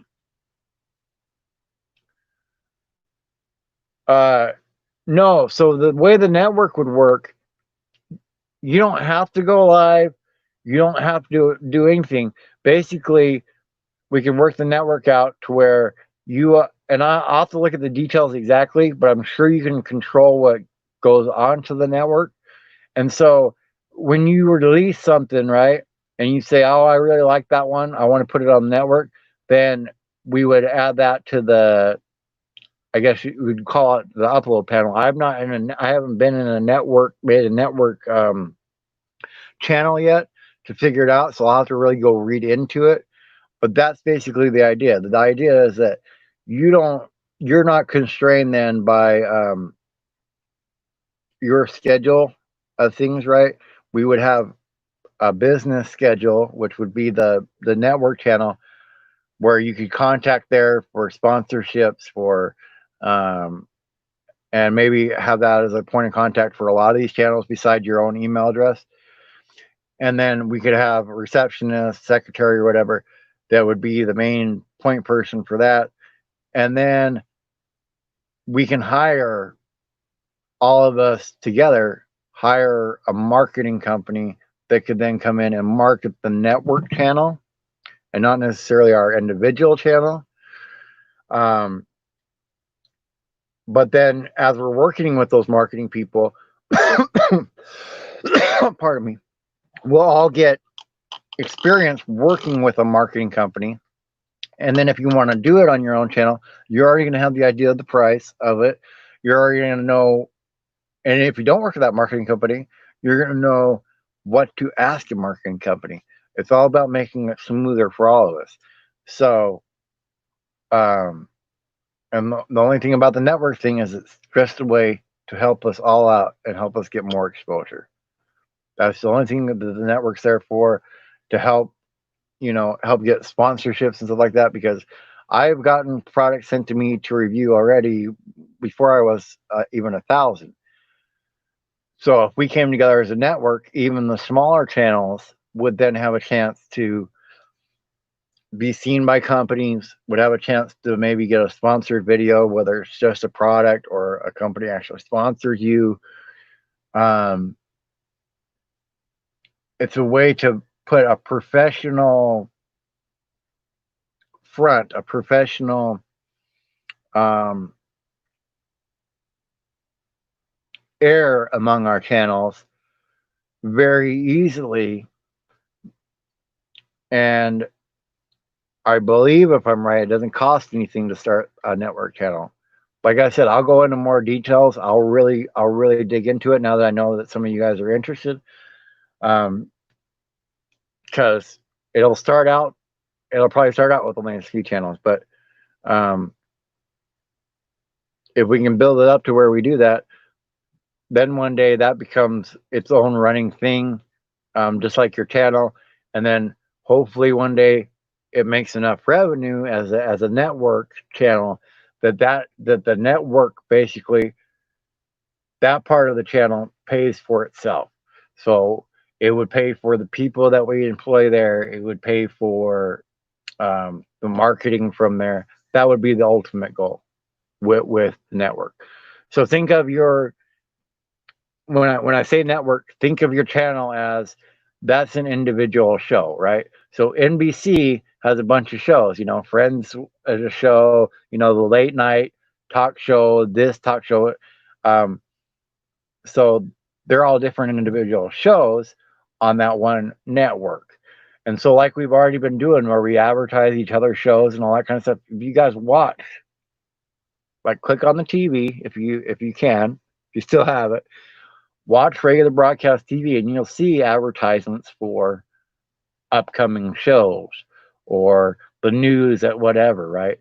So the ultimate goal then would be to emulate that for our channels. So we already do a share the air schedule, right? So we basically already have on-air programming all the time. Everybody else that doesn't do lives that comes in the network, now you're building a library of on-demand shows or shows that come out on top of the lives. It all builds on itself so that each individual viewer that then comes to that network can choose their own viewing experience. They still come into the community, but just like me with tea and finding out a way into the tea that my palate would appreciate, to then be able to explore more teas, The network is a way for somebody to come in on something that they like the way that it tastes, right?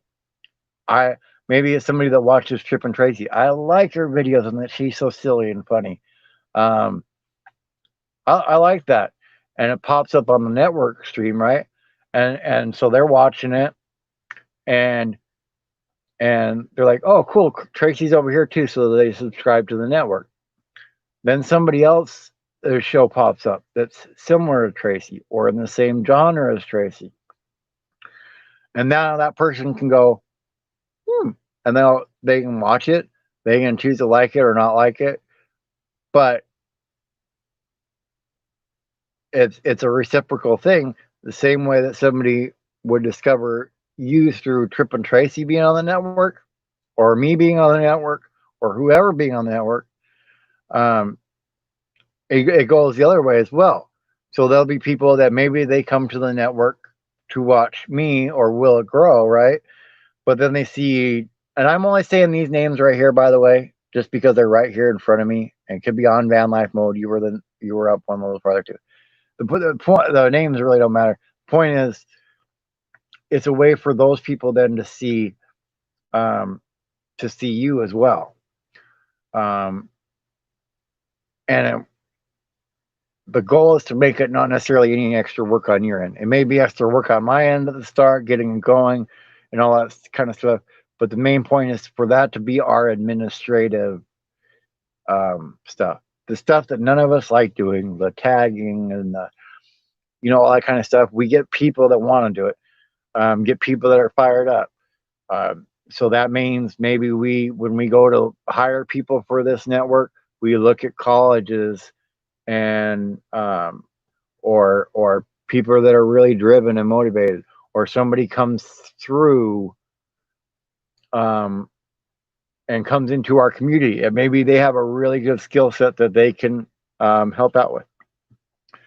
Website and podcast. I have my website up, Bob's Adventure, and my interviews will be a podcast. Once I go there with my brother, I'm going to help we're going to get it set up and stuff like that. And it's going to be easy for him doing a podcast. And like I said, the revenue is going to him for the podcast so that he can go through.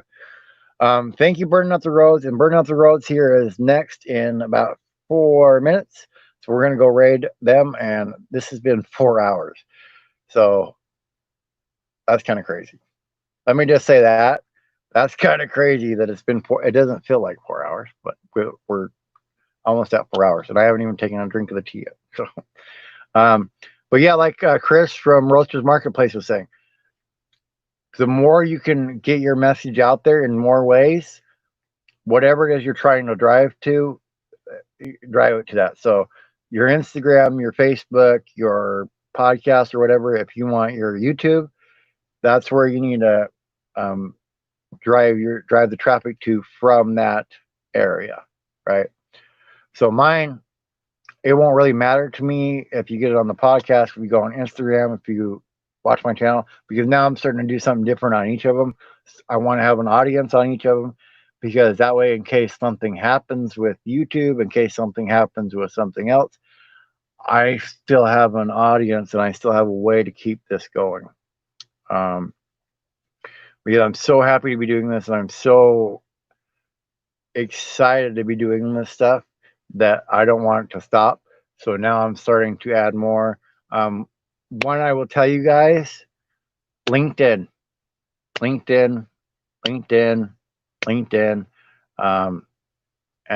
you can put yourself on there as a YouTuber. I get to use my logo, which a lot of people on LinkedIn don't get to use their logo. But LinkedIn is a way to meet other creators, other people as well that are in this industry, and it's another way to expose your YouTube channel, because you can then darn it, I froze for a second. Good, I didn't pop back off. You can then oh shoot, I forgot what I was gonna say. Yeah, I needed to go take a nap. I really do. That's what's coming. But yeah, go check out oh, Okay. Well, if Brianna Fairchild's on as well. She came in here earlier. Go over and rate her and say hello. I'll be in there after a little bit. I need to take a breather after this, but I will be popping in there with you guys. So go over there and see her. Um, and yeah, I don't know how to set up stores and stuff like that. I have somebody else selling my shirts and stuff on their store, so that's something I need to learn too. But until tomorrow, guys. Yep, yep, exactly. Until tomorrow, guys. Choose Burning Up the Road. Choose Diana, Brianna, Fairchild. I'll probably hop back and forth between both. But stop waiting for life to happen and make life happen, even if it's a 4-hour stream. See you later, guys.